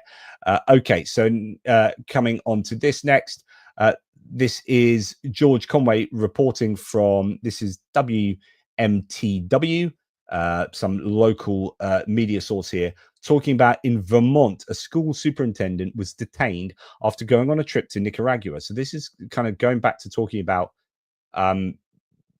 ICE and border and coming from aboard. So here's a teacher that came back from Nicaragua. Quote, they also threatened to stain my record so I would never get a job again. They also threatened with an extended detention if I didn't give them the passwords to the student information or to my district files. Like, the warning bells are going off about authoritarianism growing in the United States. And when you have someone saying, like, I was detained at the airport and they wanted all my passwords for my student information and my district files, what are they going to do with that? Like, I don't think the United States general population realizes how much autocratic activity is taking place at a worrying level in the United States right now, and it is depressing. Now, alongside of that, you've got Donald Trump saying networks aren't allowed to be political pawns for the Democrat Party. It has become so outrageous that, in my opinion, their licenses could and should be revoked. MAGA. So rather than allowing networks to, I don't know, program what they want, because that's freedom of speech, right? You have someone that's going to revoke the licenses because those programs are not saying what he likes them to say. By the way, that is, just in case you didn't know, in case you weren't listening just before, that is authoritarianism. Totally normal stuff. The US president once again threatening to shut down media outlets for reporting the news, just a wannabe dictator doing his thing. There you go. Now, just if you, to give you a sense of freedom of speech and the idea that, hey, you know, I'm going to revoke your license if you don't say what I like. But what I'm going to do is make sure all the influencers online, some of whom we talked about, you know, DC Drano, Benny Johnson, all these kind of people, we're going to put out to them. This is a media ecosystem that has been developed very successfully by the GOP, by the way. The Republican Party know how to do control. They know how to do marketing. They know how to do strategy in a way that the Democrats are just not on the same page. And unfortunately, a lot of it is nefarious. Like, I don't like it because it's information manipulation, but they have influences in the palm of their hands, and this is what happens. So this is MAGA movement's engagement is so high because they coordinate their posts and campaign efforts. Honestly, this is freaking important that you understand what's going on here. So here we see a coordinated campaign praising Trump's golf skills, likely an attempt to shift focus away from the Epstein case. This is absolutely incredible. So what you have at the same time, here are just 9 people giving all the same narrative here, which is this guy's so amazing at golf and he's 79 years old. He's got 5 children, 11 grandchildren, and he's playing golf better than 20-year-olds. You know, so MAGA voice, Eric Doherty, I talked about him the other day, Bioclandestine, Brando Republic, MAGA Big Balls, Parody Cat Turd, Team USA, Kayleigh McEnany, Bjorn Lane. So she was Kayleigh McEnany, former Trump White House press spokeswoman, right? Just revealed President Trump's golf swing is being shown off in Scotland, and people are amazed at his form for somebody nearly 80 years old. Democrats have spent months trying to say he's not fit for office. And then President Trump's golf swing is being shown off in Scotland, and people are, oh, it's exactly the same from Bjorn Lane as it is from Kayleigh McEnany, right? Okay. And breaking, President Trump's golf swing is, almost identical for MAGA Big. So you've got all of these different Twitter handles saying almost the same thing at exactly the same time. That is a level of coordination you get in propaganda-ridden dictatorships. That is how the GOP successfully generates narrative. Let's not talk about Epstein. That's really uncomfortable. Let's talk about how good Trump is at golf at the age of 80. That is just worrying. To me, that is really worrying. That is like 1984 stuff, as far as I'm concerned. And then you get to this. Now, this is like where we kind of go towards the end here, which is the worrying switch from being particularly concerned about something from a moral point of view to then switching your moral evaluation to something because the person that trumps that content does something against that. So what am I trying to say? That's a really confused way of putting it. You've had 3 years of MAGA Republicans shouting about the Epstein files and how Democrats are on there. It's terrible, but essentially this is terrible. This is sexual abuse. And at least the veneer is that we are really offended that you could have this child and this sex trafficker of minors getting away with it and doing these horrific things. And then you had the Epstein file fiasco over the last 3 weeks and Trump being in the Epstein files. And then you've had people doing weird things because it turns out that no one really gave a crap about the morality of the Epstein files. No one really cared about the effect this had on all of those victims in the Epstein case. No one really cared how horrific Ghislaine Maxwell was. This was a way of getting at the Democrats because they saw that the Democrats were more likely to be on the files. And as soon as it turns out that Trump was on the files, at least for some people, now I'm not saying for everybody, because actually there have been some MAGA Republicans who have stood firmly, and that's possibly because actually they're so deep in the conspiracy theory side of things that actually the conspiracy theory element is more important than the Trump element. So you've had certain people actually stand by the Epstein files and saying, well, Trump's implicated in them, we need to bottom this out. But other people they've had to choose. You've got that cognitive dissonance. You're like, right, how do I deal with Trump being awesome and the Epstein files needing to be released, and those two things coming together? Like, so one way to deal with the cognitive dissonance, this cognitive dissonance reduction technique, is to deal with the evidence that the Epstein files involve pedophilia and blah blah blah blah. So the core belief is that Trump's awesome. So the Trump's awesome needs to consume what is causing that dissonance, which is, how can Trump be awesome if he's on the Epstein files? Okay, you are going to see cognitive dissonance reduction 101 here, and it is both incredible to read, but also insanely depressing. So this is a pro-Trump supporter saying, okay, in Donald Trump's defense, effing, using the full word there, effing 14-year-old girls was really only made a social taboo in the 1990s. My grandmother was born in 1927 and had her first child when she was 12. Teenage pregnancy only became frowned upon when the rise of Jerry Springer, and I also can be honest about the fact that I was old enough to choose, seduce, and decide to F grown-ass men when I was 15. You wonder about the way this is phrased, about whether this Azealia Banks is really a woman or whether it's a Russian troll, but we'll put that to the side. I really don't get why women are fronting like they weren't effing 40-year-olds at 15. Like, come on now. I'm honestly not surprised or mad at Trump for getting some 15-year-old P word, because those were the times. Good night, USA, for effing ever. Now, if he was effing a 10-year-old, we have a problem. Oh, so like 12 is all right, but 10's just too far. It's a holy hand grenade of Antioch. 1, followed by 2, not 3, not 4, 5 is way out. Oh, really? Like 10 is way out, but you're justifying this for, like, I don't know, 12 to 15-year-olds. Wow. But if the girls were 13 plus, who cares? Move on. Whoa, what is going on here? So what you are seeing is that cognitive dissonance, meaning that even if it's from a strategic kind of Russian troll point of view, which is like, how do we keep Trump as being the winner, rather than I am someone that has this issue and my brain is going to do that. If it's not that, then it's a troll saying, let's manipulate the narrative so that it does this. Okay.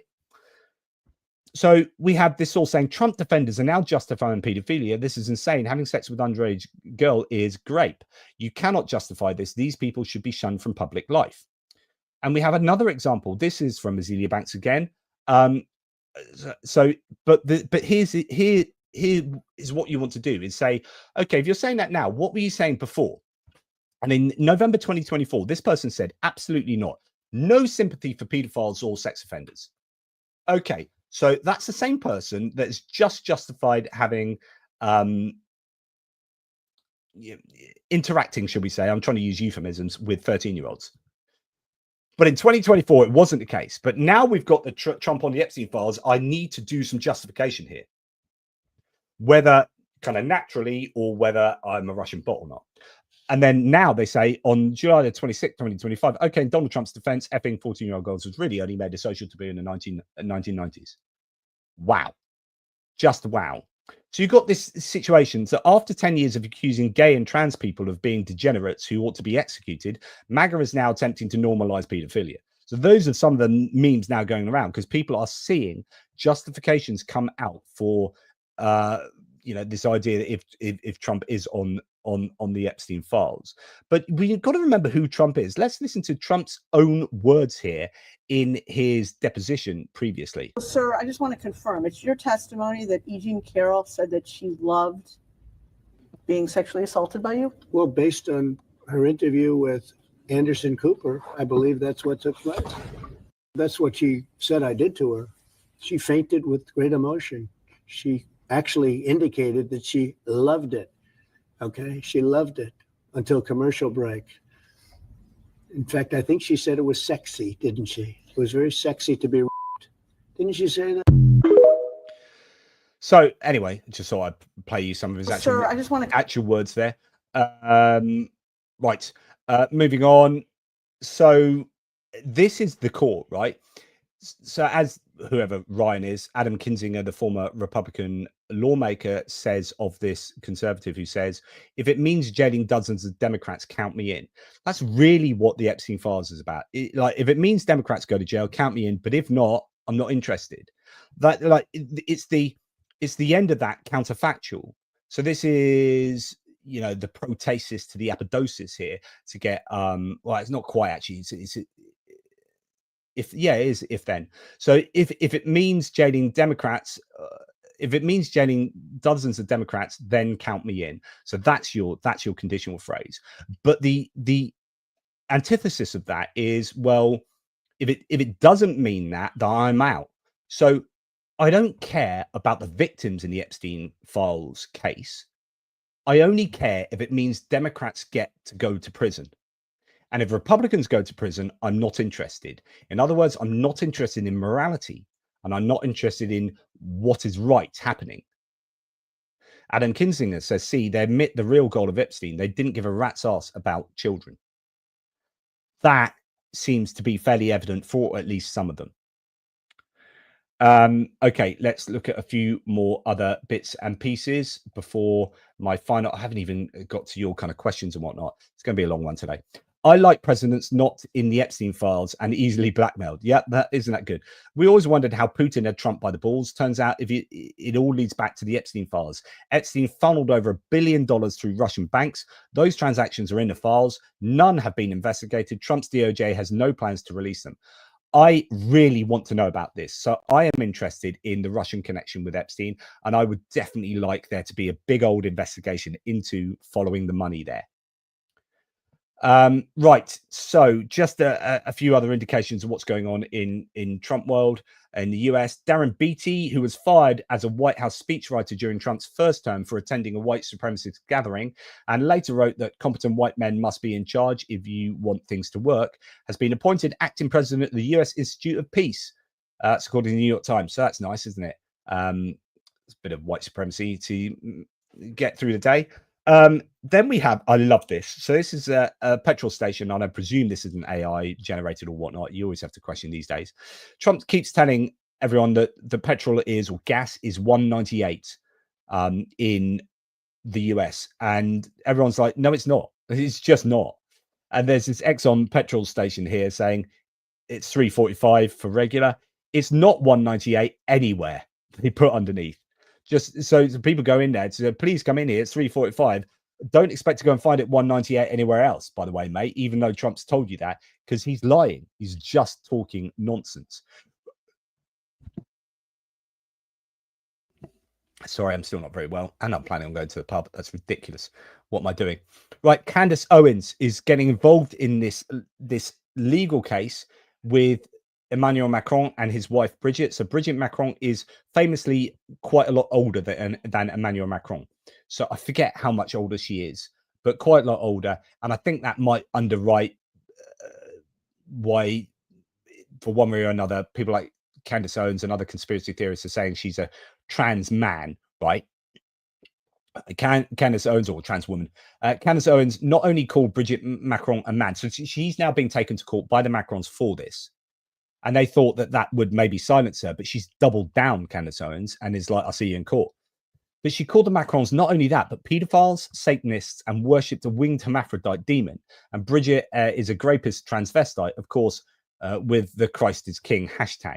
So these are the sort of things that she has said online. And again, it's this kind of normalization of the ridiculous, but that's what's going on. Blows my mind. Anyway, that's happening there. The doorbell has just gone. I better tell my son. Sorry about this.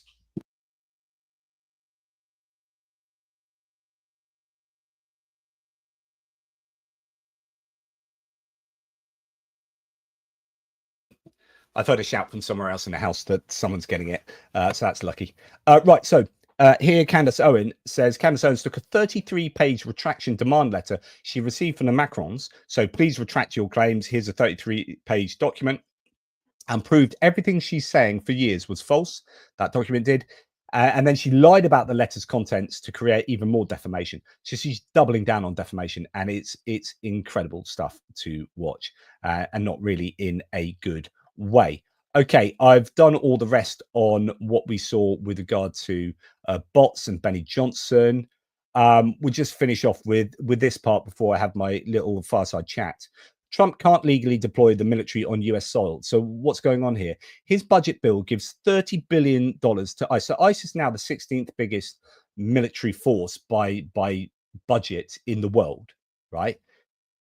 And I think this is really worrying. And pay attention to this. So he's not allowed to use the military, although he unilaterally did get the military to go and do stuff in California, so on and so forth, the National Guard. But is his expenditure on ICE a way of him being able to control the military? Are ICE becoming his own private internal security services? I wonder if that's a possibility. That is a scary possibility. His budget gives $30 billion to ICE to hire 10,000 more masked armed agents to be deployed in our communities. He's building a domestic military accountable only to him. This isn't about immigration. It's authoritarianism. And I have a video. I don't have it here. Oh, I've got it. Oh, I'll tell you what, I think I've got it. Right, let's have a look.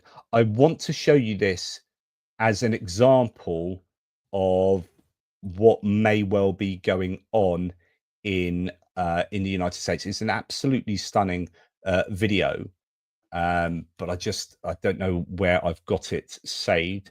Bear with me a second, and then we'll go on to your comments in a wee while. I'm sure I've got this saved. Oh, these are some things I should have included in today's video. They were in a different place. Right, it's this one. Okay, this one. So this is 2 minutes long. I won't play you the whole lot, but this is someone back in the end of May that caught the whole arrest on camera secretly of what happened when he was arrested by ICE and other people. So you got no rights here. You're an illegal brother. So ICE are telling them they literally have no rights, which is not true. 18-year-old US citizen Kenny Lainez Ambrosio, born and raised in West Palm Beach. So he's born and raised in the US and is a US citizen, secretly recorded his false arrest by Florida Highway Patrol deputies and Border Patrol agents.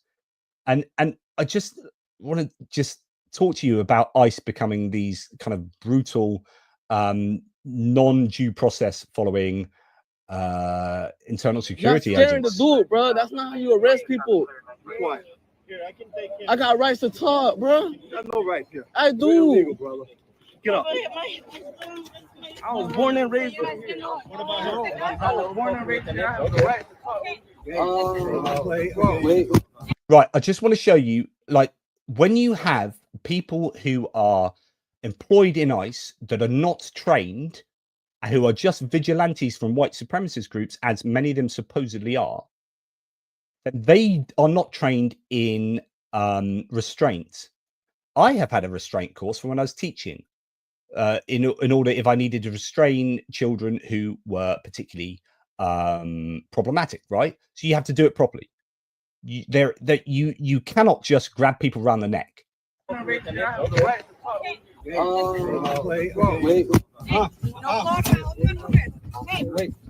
That guy in yellow just literally grabbed round the neck. You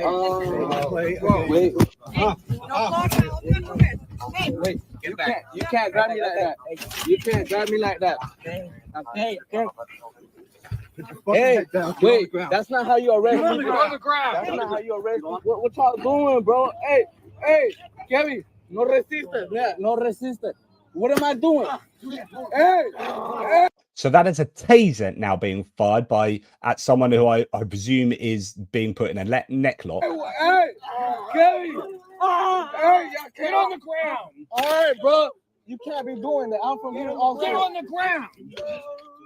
Bro, what y'all doing, bro? All right, wait, hold on.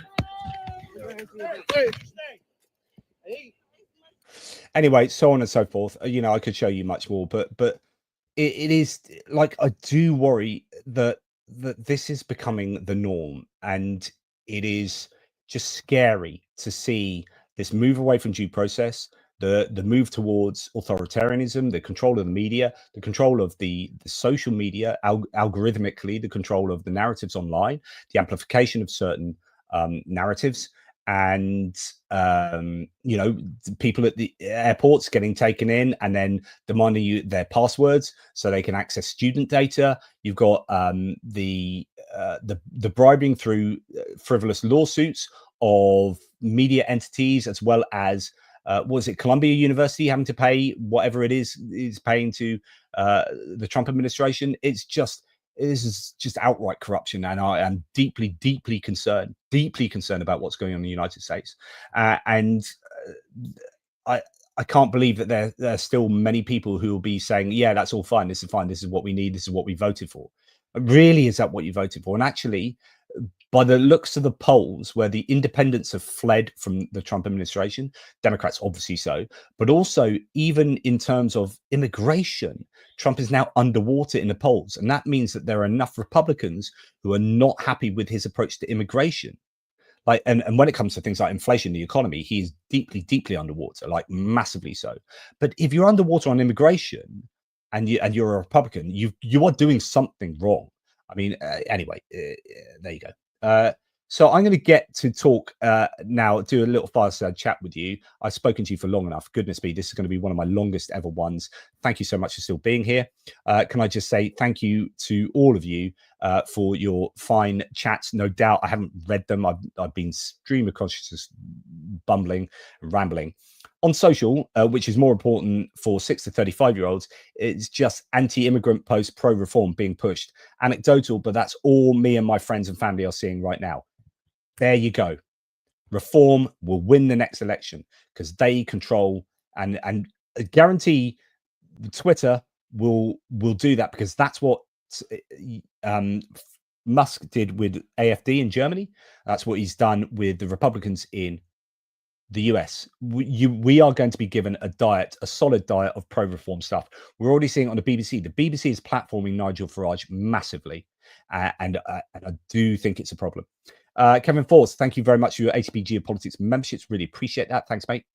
ATP Geopolitics, Labour shot themselves in the foot over their response to online safety petition, talk of banning VPNs. I'm going to be honest with you, X-Penguin, and I think you could be right here, but I don't know enough about this. I've missed this one, and I saw something about VPNs, and I can't believe I don't know anything about this, and that could be a problem. All I know is there's some talk about our present government banning VPNs. That would be a disaster. Yeah, instead of a stronger parental and ISP controls, now reform's jumping on it. Yeah, I imagine if they'd done that, that would be really poor. I mean, this is what sometimes I wish I was in government. I'd be like, don't do that, mate. Don't do that.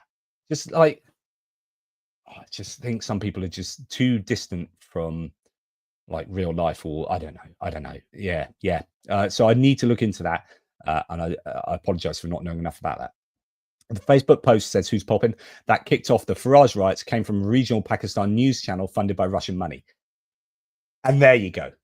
The Southport riots can be tracked to all sorts of issues. We know there's nefarious activity, and these things are fomented by nefarious state actors from abroad. Absolutely.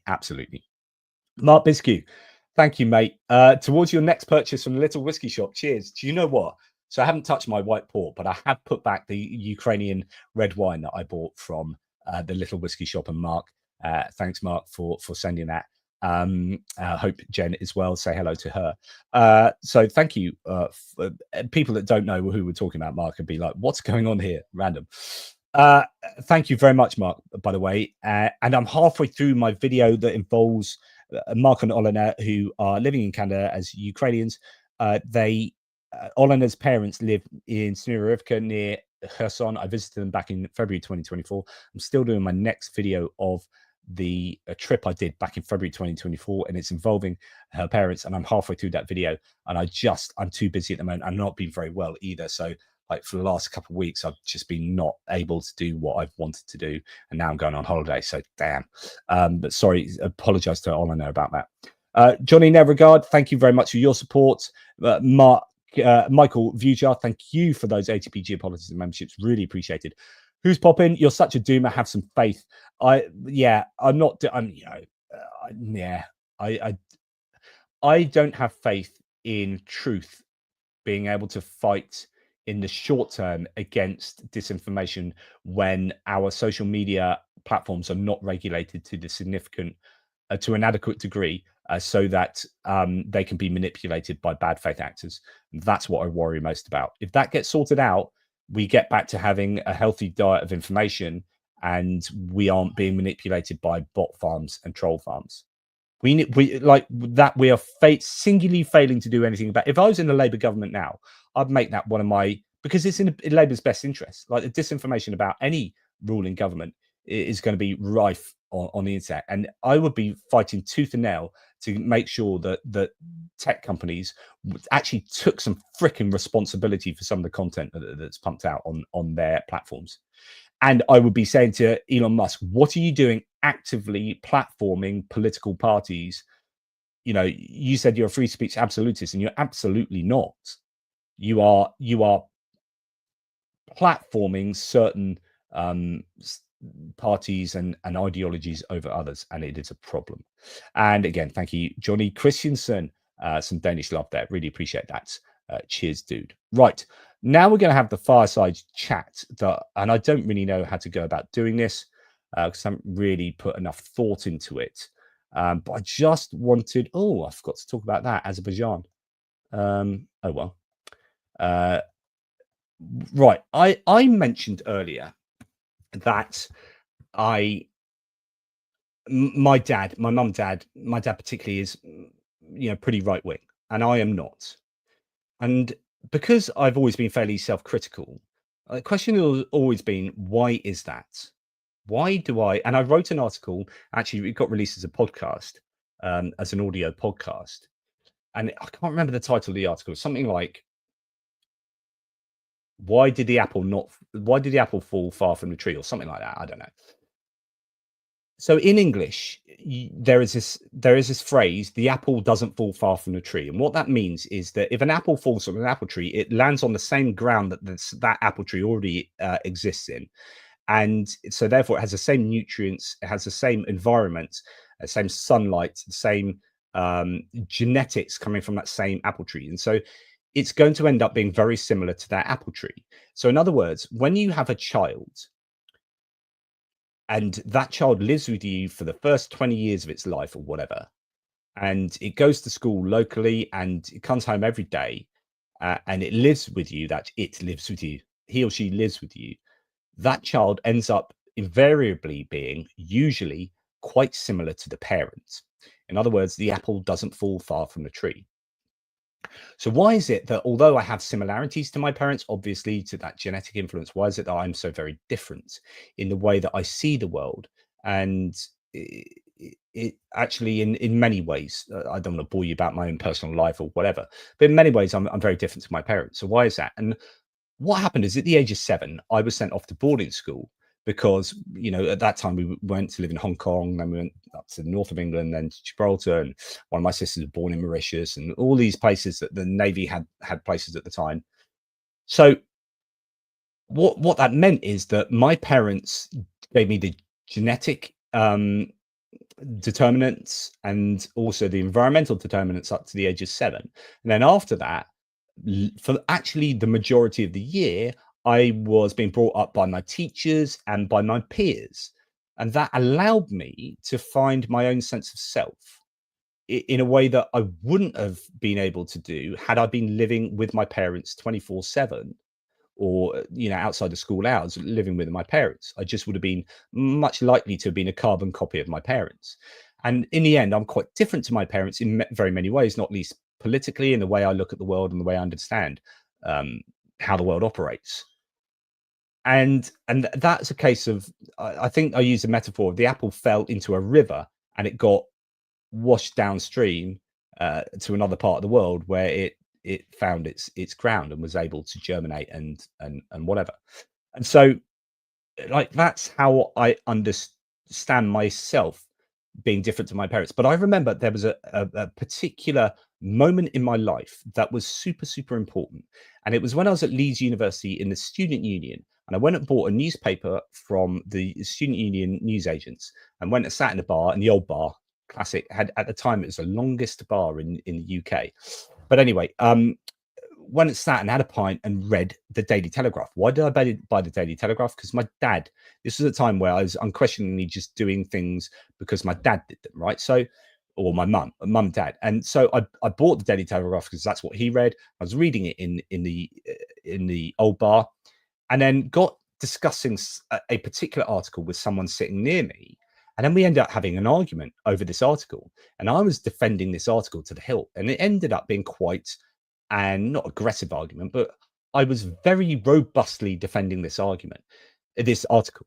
And then I had a kind of light bulb moment. I was like, what am I doing defending this article? I don't know who wrote it. I've only bought the Daily Telegraph because my dad buys that. So I've got no allegiance to this newspaper, really. And I've got no allegiance to this article. In fact, I'm only defending it because I read it. And this was a proper light bulb moment for my life, where I can start tracking things after that. And it was just a moment of realization, which is like, why am I defending something so vociferously? Like, what is my connection to this article? And I can't even remember what it's about, some whatever. But this guy was disagreeing with it, and I was just defending that article because I read it in my newspaper that I was reading there.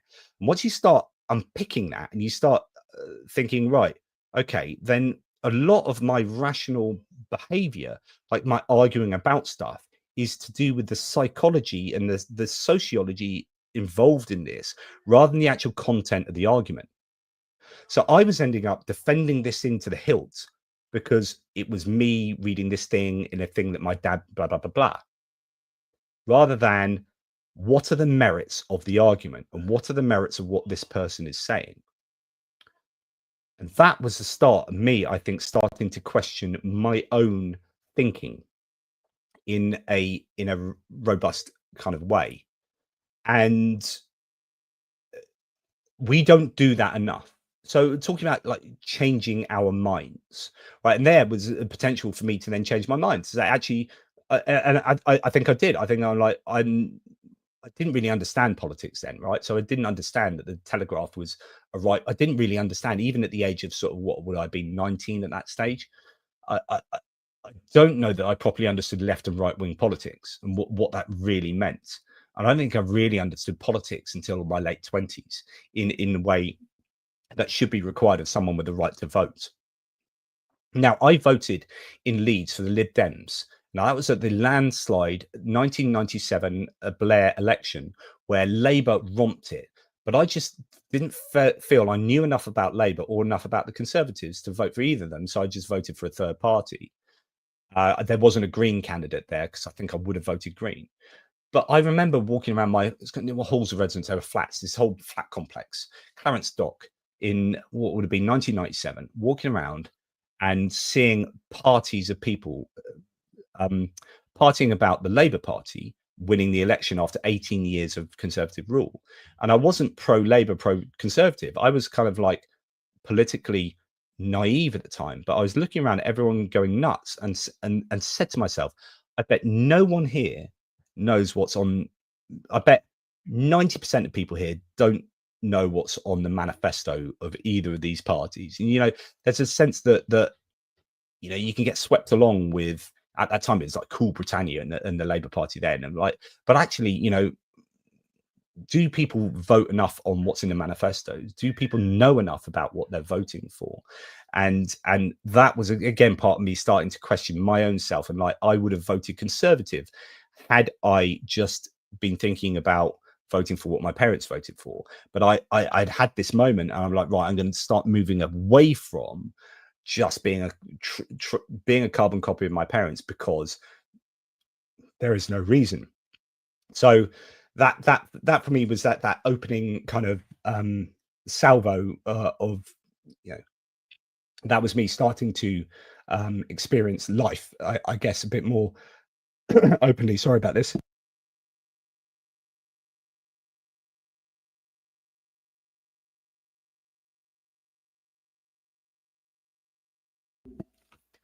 This is what happens when you speak for over 2 hours without stopping.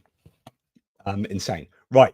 Okay. So then what I wanted to do is just explain how people just double down on stuff without challenging their own beliefs at all. And we should always challenge our own beliefs. So I'm going to use this just as an example. Now, okay, let's start before that example. Start with actually, I'm going to start with veganism and me being like an 80% vegan. And what I want to do, though, is to discuss this without it having anything to do with veganism. I don't really give a toss about veganism now. This is just a position, right? There are two jokes I'm going to tell you. One is, how do you know someone's a vegan? Because they've already told you. And two, this is the other side of the coin, which is, you know, how's the joke go? Oh yeah. So I was at this dinner party and someone was speaking to me and they said, "Oh, who are you?" I said, "Oh, I'm Jonathan." "Oh, you know, what do you like? What do you do?" He said, "Oh, I'm a vegan paedophile." And they went, "No, you're not. Oh my God, you're not a vegan, are you?" And that I always like that joke. It's like, it's even worse than being a paedophile. But anyway, the idea is that you have these positions that people react against that are much more to do with psychology than rationality. And this is kind of where I was going with my whole story about moving away from my parents' shadow, because that's not about rationality. It's about psychology and sociology. And quite often with positions, you'll find that people adopt positions to justify their own behavior, rather than thinking about things rationally. Now, and here's my kind of, okay, this is where I go, oh, look how wonderful I am, right? I always wanted to be a vegetarian before a vegan, right? The reason I'm a vegan is because of my multiple sclerosis, right? And it's for health reasons. But I've actually kind of always morally wanted to be that. But I actually got to the point where I'm like, I'm just too weak. I'm morally too weak to be a vegetarian. Like, I just like eating meat too much. Like, the taste of meat overrides my sense of what I should do. So what me and my partner did is we initially became flexitarians, which is where we didn't eat meat for a couple of days a week, and then we were trying to reduce our environmental footprint, right? And again, it doesn't really matter. I don't want you to get having big arguments about this topic, right? I'm talking, this is a meta argument. So but the point was that I always understood that I was morally weak, rather than go down the route of trying to justify what I did. Do you know what I mean? So, like, I ate meat, right? And now I could have gone down the route of trying to say, well, eating meat is good. And I'll tell you why it's good because of this, and try and generate arguments that justify my behavior, rather than just put my hands up and go, actually, I suck a bit. And we're not very good at, and this is the kind of, oh, look how amazing I am. But like, I'm quite happy that at the time, for some years, I was okay with putting my hands up and saying, I understand the moral calculation here. I'm just not very good at being as morally good as I should be. And I'm sorry about that. I'm going to try. I will try to be better. And I don't think we're good enough at doing that, at putting our hands up and say, yeah, I suck a bit, but I do understand the argument. Now, I'm going to give you an example. So this is someone I really respect. I've interviewed him. I know him. We're effectively friends. He's actually endorsed a couple of my books. My book here, and this is coming from someone who knows a lot about the subject. He said my book on the Kalam cosmological argument is one of the best books in the world on that subject. And that coming from him, I was like, thank you very much. So he even put that as an Amazon review. So anyway, it's Dr. Richard Carrier, who's a kind of philosopher and skeptic in the world of atheist philosophy, you know, and biblical exegesis. He's pretty big. But anyway, back in 2011, like, and I know him, and I'm just about to criticize him. Back in 2011, he wrote this article and a couple of others similar to this dumb vegan propaganda. No, bacon is not bad for you as smoking, and meat not bad. And I remember reading this article and I was just a normal meat eater at the time myself, and just read it as like, wow, this article is just the justification of him being able to eat meat. Because actually, I don't think these arguments particularly stand up. And that goes to this idea that we find it much easier to justify bad behavior by making up crappy arguments than put our hands up and say, I'm sorry for having bad behavior. We justify a bad behavior. And I think that is a problem, psychologically. Sorry, my chair is depressing me, literally. We're not very good at changing our minds, and we're certainly not good at changing our behaviors. So it took me to get multiple sclerosis to change my behavior from eating meat, became a flexitarian, to then becoming vegan because of dairy bad for MS and saturated fats bad for MS and blah, blah, blah, blah. Now I can say, oh, look at how morally good I am. But actually, it took me getting MS to change my diet, right? But at least I accepted I was being poor rather than justify those arguments. And we're just not very good at changing our minds. And I remember having an argument just recently when I said something about electric vehicles. And again, I don't want to argue about electric vehicles, how wonderful they are or bad they are or whatever. But, I've got an electric vehicle. And this is something I always wanted because for environmental reasons. And I've done the research on electric vehicles, and it's common to hear these arguments that, well, you've got to mine lithium, you got to do this, and actually they're heavier, so they use up more tires. And then people say, so therefore they're not good, and petrol vehicles are better. But all this is like, I drive a petrol vehicle. I don't want to have to get myself an electric vehicle, so I'm going to justify continuing to drive a petrol vehicle rather than say, I understand that driving an electric vehicle is better, but I either it's too expensive or I don't want to do it at the moment, but I do understand that. Do you know what I mean? And actually, do you know how much it cost me to fill my car up from home? £2.77. So it cost me under 10% of what it would cost if it's a petrol vehicle. So the peanuts. Anyway, there's a cost. Anyway, here's an example of an argument that was put forward to me the other day. And again, it's not about electric vehicles. What we're talking about is psychology here against rationality. And oops, no, I haven't shared it right. So this is it. And this comes from Moto Uno. And I'm sorry if I went to town on him. I was a bit harsh in my response here. But hey, Jonathan, I dig you, mate, but you're wrong with the electric vehicles. Firstly, the huge emissions it takes to mine and process the minerals for the batteries, the basic slave labor used in mining, especially cobalt, the lack of recycling with the batteries at the end of their cycle, and most are going to landfill at the moment, the fire risk and the amount of chemicals that go into the atmosphere with each and every fire.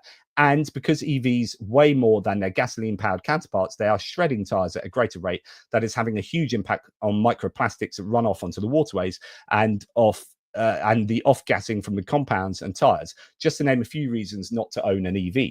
And basically, every single one of these has effectively been debunked, right? This is like, if you want to find, and again, this goes back to living in information ecosystems. If you want to find information that supports that, you can go and find a Heartland Institute article that's going to defend driving petrol cars. But essentially, let's just get on board with the future. The future is going to be hopefully hydrogen vehicles, but in the meantime, electric vehicles are better. Now, I'm not going to bore you with all the arguments, but every single one of those arguments, I can give you a counter argument. I'm just going to pick the last one about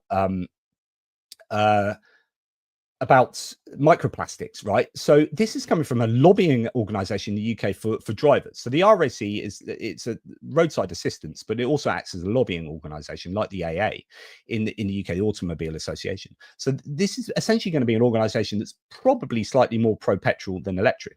Do electric vehicles produce more tire and brake pollution than their petrol and diesel equivalents? And it goes through all of this, and it's a really fair article. And it basically says, nah, not really. Sort of, unsurprisingly, well, okay. no, we go towards it at the end here. So conclusion. So in conclusion, electric vehicles already vastly reduce particulate matter from brake wear, and claims of tyre wear contributing 1,000 times the particulate matter pollution of petrol and diesel exhaust are greatly over-exaggerated. Real EV fleets are already seeing brake lifespans increase fourfold versus the diesel vehicles they have replaced, and tyre wear broadly on par with petrol and diesel tyres, unless, as like with any vehicle, the drivers get a bit throttle happy. One final thought on emissions to end with. The UK is set to close its last remaining coal-fired power plants, but even if EVs were 100% powered by coal, it's much easier to fit particulate filters to a small number of very large static power plants located far away from city centres than it is to achieve filters on millions of small mobile petrol and diesel vehicles running on the urban areas. The end result is that cities that have embraced EVs have already demonstrably benefited from reduced pollution and improved air quality, and this trend shall only continue as more EVs switch to drum brakes, new tyres are developed that reduce nanoparticulate pollution even further, and the UK's grid becomes increasingly powered by clean, renewable energy. Point of all that is that, like, we need to better, we sit in our information ecosystems, and we also adhere to, this is a man, so as far as I'm concerned, this person is your Jonathan Pierce sitting in the old bar in 1997 and arguing to toss over a Daily Telegraph article. It's like, I'm this is, I'm not going to change my my behavior because it's too difficult to change my behavior, and I want to justify my own petrol driving, or I want to justify my own meat eating, and I want to justify my own whatever it be. Like, again, I'm not really bothered about these arguments. I'm bothered about changing our minds. When you're presented with rational evidence, you should change your mind, but we are very bad at changing our mind because cognitive dissonance. We always think we're perfect. And to go back to the reason, I wrote an article on me being a vegan and why there is such a pushback against veganism, and it's basically a moral evaluation that is implicit when you speak to, so if I'm a meat eater and I eat meat and I happily eat meat, right, and I speak to someone at a cocktail party and they say, hi, I'm Jim and I'm a vegan, right, what that is essentially doing, that Jim is saying I'm a vegan is shorthand for I have made a moral calculation. So whether it be environment or compassion or whatever, it's like I've made a moral calculation and I'm changing my behavior such that I've improved my behavior to be X rather than not X, or not X rather than X, right? And when you shake hands, you say, I'm a vegan. Now, if I'm not a vegan, then this person is saying, I have morally evaluated something and I've changed my behavior to be this. And me shaking a hand saying, well, I'm still this. So straight away, this is like, I have to deal, like the brain is probably not consciously realizing this, but by meeting this person, I'm having to deal with the fact that, or the idea that I'm morally worse than you. So we shake hands. I'm like, well, I haven't made that decision. I still eat meat. So either I do one of two things. I either put my hand up and say, I eat meat. Sorry, I'm bad. Or justify eating meat, or I attack the person that's just done that. So the reason why there's such a pushback against vegans is because it's like you shoot the messenger. Like, rather than having to deal with this moral calculation that you've thrust upon me that I didn't want to think about, I'm just going to take the piss out of you. And so why there's so much pushback against vegans, is why so many people take the piss out of them, is because it saves them from having to deal with making that moral evaluation or moral calculation themselves, and which they may also use that opportunity to justify eating meat, right? So anyway, whatever, I'm only an 80% vegan. I'm not trying to talk to you about veganism, but I'm trying to understand why we push back. So the pushback here with Moto Uno is like, well, I dig you, mate, but you're completely wrong about electric vehicles, except that everything he says about electric vehicles is itself wrong and can be disproven. So why is he desperately clinging on to that? And again, it's because, well, I don't want to have to make that moral evaluation myself, or you've made me look bad by saying you've got an electric vehicle and I still drive petrol, so I have to justify driving petrol or change my behavior, and I don't want to do either of those things. So yeah, so, you know, when it comes to someone's, I don't know, we're going to get back to talking about Russia and Ukraine, like changing someone's position on, say, Ukraine and Russia is really, really difficult, because they have to admit that they were wrong for all that time, that you've made a moral evaluation, and that you see yourself as better than them or whatever, and then they've got to admit that. And so changing minds is so difficult, because you just have to admit you're wrong, and that you were less than you should have been all that time before. Now I can tell you, in terms of so I'm an atheist philosopher, right? So I've written like a dozen books on atheism and on the philosophy of not believing in God, right? And I've gone and given umpteen talks at different universities and skeptics groups and humanist groups. I remember going to University of Southampton, and half the audience was the Christian Union and half of them were the Southampton Humanists Association or whatever. And I was like, right, I'm going to talk to you about why God doesn't exist, and I'm going to give you a load of arguments, but half of you are, and I explained cognitive dissonance, half of you are, or actually it was more the backfire effect. So the more you hear evidence against your position, rational evidence against your position, the more likely you are to entrench in your original position, because you can't handle changing your mind. You can't handle having been wrong before. And so I said, half of you from the Christian Union, you will not change your mind. I will give you some of the best arguments you've ever heard, guaranteed. I'm obviously having a laugh at them. I'll give you some of these amazing arguments. None of you are going to change your mind. You're going to entrench in your original positions, and you're going to leave here not having made a single adjustment to your life. And the other half are going to think this is amazing, and this is all ammunition for all my future arguments, and we'll be back exactly where we started. So this talk is kind of pointless, but I'm going to give it to you anyway. So that's how I kind of start those sort of talks out. But what was interesting, actually, I remember that Southampton one, because I went to the bar afterwards with a bunch of the people, and one of them came up to me. Oh, what's his name? Because he contacted me a couple of years later and said, actually, I've deconverted, and it started at that talk. So actually, you can sow the seeds. But what you are, this is relevant actually, because what you can generally do more effectively is sow the seed and let them go and find their way to a truth or to changing their mind.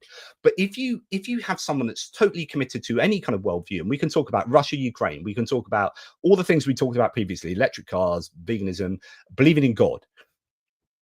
If you change someone's mind instantly and radically, they end up, so this really happens often with deconversion from religion.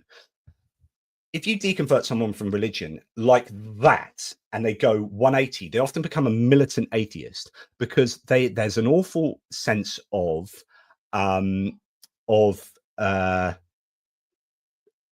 resentment. So I've invested 30 years of my life believing this, and I've been duped, and there's an anger that it can generate, rather than that softly change someone's mind to eventually come to think differently to how they used to. There's not so much resentment, but if there's an instant shift, you can often see this resentment where, like, I've been lied to and I've wasted the last 30 years of my life. I can't believe this. And then they become really militant atheists and stuff. Well, I imagine it's going to be the same with you know, any kind of worldview, where if you change it quite violently and quickly, you become an evangelist for the other side. So this is why you get, like, vegans, to go back to veganism, like, you get some people that have eaten meat all their lives and then suddenly become a vegan, and they become evangelical, and they're the ones that piss people off, that go around saying, oh, I'm a vegan, you should be vegan, oh, I don't eat that, I wouldn't do that, because they've kind of embraced it. And so there's very much, and you can use this with anything, any kind of worldview change. Often if it's quick and violent,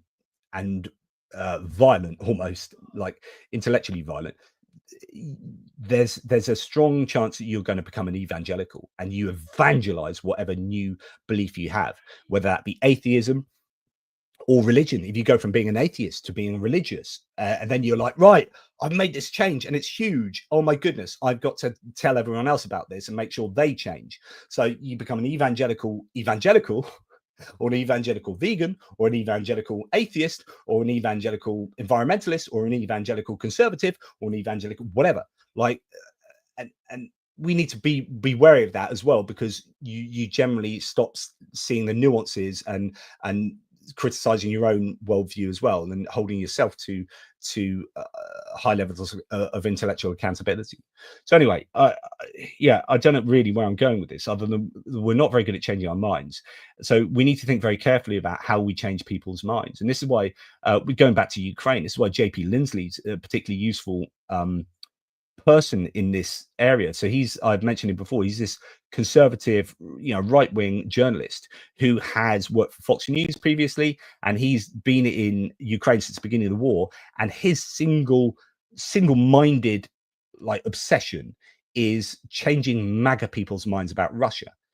And if I was to go and try and convince a MAGA Republican that they should support Ukraine rather than Russia, they would look at me and say, well, you're just a liberal, atheist, British, blah, blah, blah. And they're like, the chances of you change, this is why messengers are super important. It's not about the message, it's about the psychology, right? And this, I guess, all this last section of the video is about the importance, the prevalence of psychology over content. That people change their minds for psychological reasons quite often, more often. More people become a Christian because their parents are Christian. So you can't. So what's the argument? What's the maxim? You can't rationalize someone out of a position they never rationally entered into. So if you are conservative or Labour because your parents were conservatives or Labour, if you're a Democrat or Republican because your parents were so, if you're religious because your parents were so, you often didn't enter into that worldview because you rationally assented to it. You entered that because you inherited it, and you spend the rest of your lives trying to justify it post hoc. That's called post hoc rationalization. So you justify your belief system after you've adopted it. And I think that is not the way to go about life. Like, you should argue towards a position rather than argue from a position. That's why I wrote this book. And I've said this to you before, but this book, I wouldn't be able to write this anymore because my brain isn't as good as it used to be. But this book is Why I Am Atheist and Not a Theist. A bit of play on atheist. But it's about building a wall up to a position, right? So the front cover is all about arguing to a position and not from a position. You build up a wall of all of your thinking over time, and then you go to that conclusion. You follow that thinking to wherever it takes you, rather than saying, I want to believe this, and now I'm going to scrabble backwards to justify my belief in that by post hoc rationalizing it. But unfortunately, we're very good at doing that. And so when you are trying to denude someone of their ridiculous thinking, you've got to understand how they've got there and why they're there. So if I'm, as I say, like some British liberal atheist pro-Ukrainian trying to speak to a MAGA Republican about why they should support Ukraine, I'm not going to do the job. But if you're JP Lindsley and you're coming from it knowing that what triggers these people, and also coming from a position of hating Joe Biden, then you're going to have a lot more success. And that's why, there is this element that largely I'm preaching to the converted, that much of my audience are going to be people who are somewhat similar to me. Now, it's not completely. I know there are conservatives out there who, many of you, I'm sure, in the audience are conservatives, and I thank you for sticking with me, because I don't make it easy for you, because I spend a lot of time slagging off that kind of worldview. But thank you for still hanging around. Yeah. So Julian Roster says there's always been Butlins at Bognor for your hollybops, but sure about the swim up bar though. Not sure about, yeah. So in fact, this is going back to the holiday conversation. Do you know what? I'm tempted to go to Butlins in Minehead, because they do these Butlins in the UK. It's like an old school kind of like holiday park. Is that the right word? It's generally, I don't know, it's being a bit harsh calling it sort of more working class or whatever, but it's certainly going to be cheaper to go to Butlins to go abroad, and you get these kind of little apartment blocks full of, and then you go to the entertainment in the evening. They've got swimming pools and whatever. But they have like 90s music holidays, and there's one in November in Butlins and Minehead where there are loads of bands playing, and you basically go and stay there. Instead of having a festival out in the field, you have a festival at a Butlins, and they have all these different bands playing on different stages, and then you can sleep in a bed and you're not in a field. And I'm really tempted about that. So, Butlins, here I come. Johnny Christensen, thank you, mate. Appreciate you very much indeed. Thank you for your support. Very, very generous. And then finally, Rob C, beer and a Beyond Burger. Do you know what? I do love Beyond Burgers. They're not cheap. I have to get them when they're on offer. They are expensive. They come from America. That's probably why they're expensive, but they are the very best meat substitute burger. Monster live stream. Thank you, Rob. I appreciate that, mate. Yeah, when I go on holiday though, I will try and be vegan. When I go to Ukraine, I'll try. I attempt to be vegan, and I don't succeed. The main thing is staying off dairy as far as my MS is concerned. But anyway, right. I don't know what you guys have said in the live chat. I really don't, and I hope that what I've been talking about has been at least somewhat interesting. It's been quite personal in terms of like how I've got to oh, thanks, Kevin. Just going back through this. JP's book, The Little Book of Unholy Questions, is also excellent. This is a really easy to read book, and I because it's basically 501 questions. It's like, if I met God, what would the questions I ask be? And they're loaded questions, obviously, but it's just the book is like 501 questions where you just read the question, you go, oh yeah, nice one. Yeah, oh yeah, that needs answering that. Oh, I'm not sure about that. And so some of them are quite irreverent, and I give you a little introduction to each section. But yeah, 500. It started off being called 501 Questions to Ask God. It became The Little Book of Unholy Questions. Yeah, I like that one. Yeah, anyway, if you are going on a summer holiday, I've got fiction as well. I've got some kids fiction, and also Survival of the Fittest Metamorphosis. I've got 2 in that series. I haven't written a third one yet, but don't have time at the moment. But you can get that series started. It is a great little book there. Of course, I'm going to say that. But yeah, so sorry about talking about personal things and whatever, but hopefully it gives you an insight into how I think, and kind of like not how we should all think, but the idea of how we change people's minds, why people are so recalcitrant in changing their minds, why it's so difficult, and why so it's the physicist Richard Feynman said, oh, the easiest person to fool is yourself. Something like that. So that's a person you need to work hardest on questioning your own self before you start questioning other people. And so sometimes you'll see me do this in live streams where I'll kind of pause and question what I've just said, and then maybe rephrase it or qualify it somewhat, because I'm always listening to myself. This in my long goodbyes here. So this is actually epiphenomenalism. So in philosophy, there's a position called epiphenomenalism. Epiphenomenalism is the idea that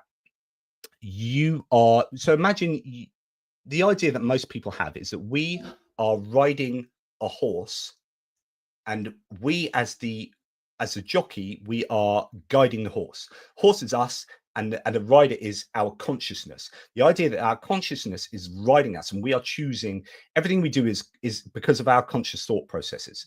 Epiphenomenalism is like, no, just like steam is the natural byproduct of boiling a kettle, right? Boil a kettle, steam is a byproduct. Consciousness is a byproduct of living, of our biological machinations. But it doesn't drive us, and it just reflects on our non-conscious brain that actually does all the driving. Now, proof of this, or some evidence for this, not proof, evidence for this is the last 2 hours and 30 minutes, I've been speaking non-stop. Have I chosen every single word that comes out of my mouth? So I've got all the words in the world that I can choose from. Am I putting one word and then saying, right, the next word needs to be this, and then I need to put this? No, I've been speaking for 2.5 hours non-stop, and I've been listening to what my words have been. Have I been consciously speaking to you, choosing my sentences and choosing what I'm doing?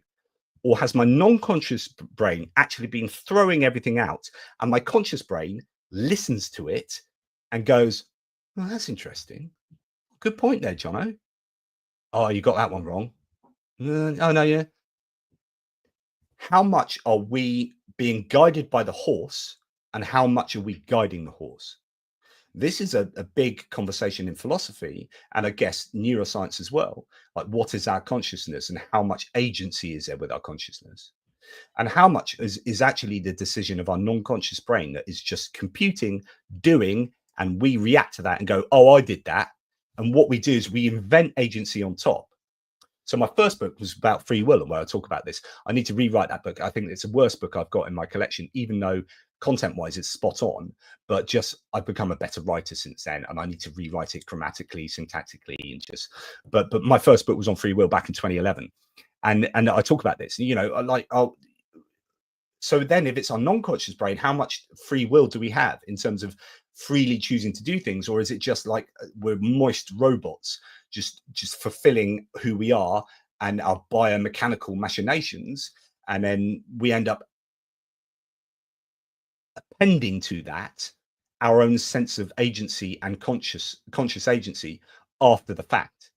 But actually our non-conscious entity has ended up doing all the decision making, and we do that, and then we are just literally, we're just on the horse thinking we're riding it. So when a horse moves, we go, oh, I did that, and then a horse moves the other way, we go, oh yeah, my consciousness, I did that. But actually the horse is in control, and our consciousness is not in control. It is a reflection. It is the steam boiling off the kettle. Something for you guys to think about. I didn't think I'd get into talking about this. It's a geopolitics video, and I've lost about 50 of you. But anyway, no worries. It's yeah, that's that. Okay. JP, you have a great voice to listen to. Thank you. God, you listen to it enough. Have you thought about recording audiobooks? I would love to, and I need to, and I want to.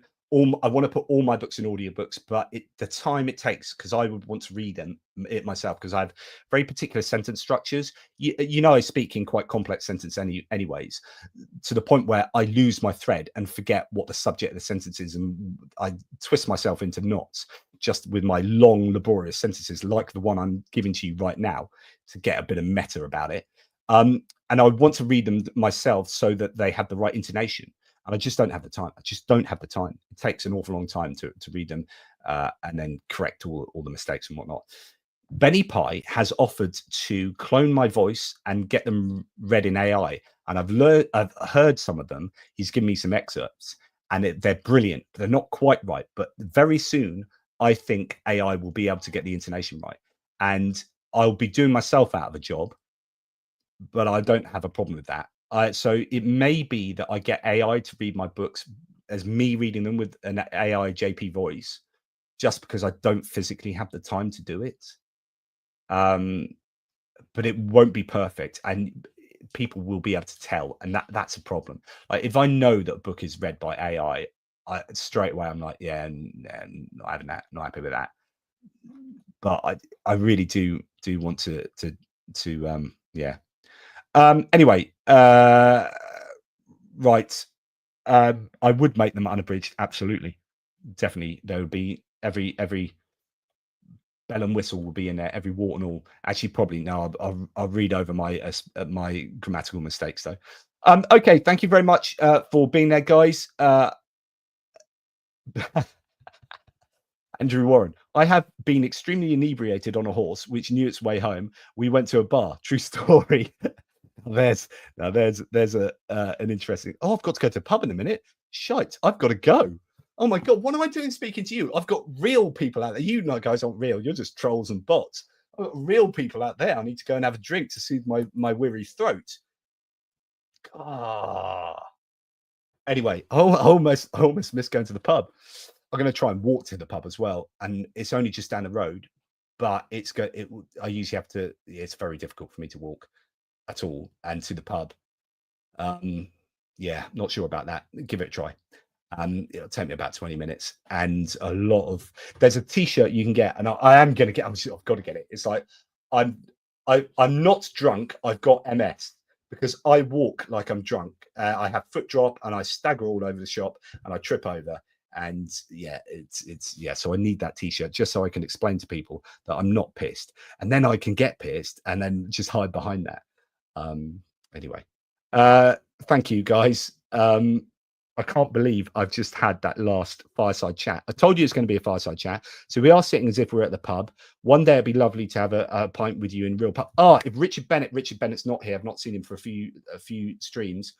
Richard Bennett, if you are there, you said that there was a pro-Ukraine thing and it was relatively nearby in Selsey near Chichester, and I wanted to come to the pub to support it, but I was quite ill at the time and I didn't make it, and I'm really sorry for that. So anyway, Stephen Bendal, an apple doesn't fall far from the tree, but it sometimes rolls very far. Yes, indeed. It's not to say it's bad to fall far from the tree. If you've got lovely parents and you've got a lovely environment, then that's all fine, you know. But it's all about being able to question how we think and who we are, rather than just blindly accept ourselves as a product of our environment and our genetics and our biology.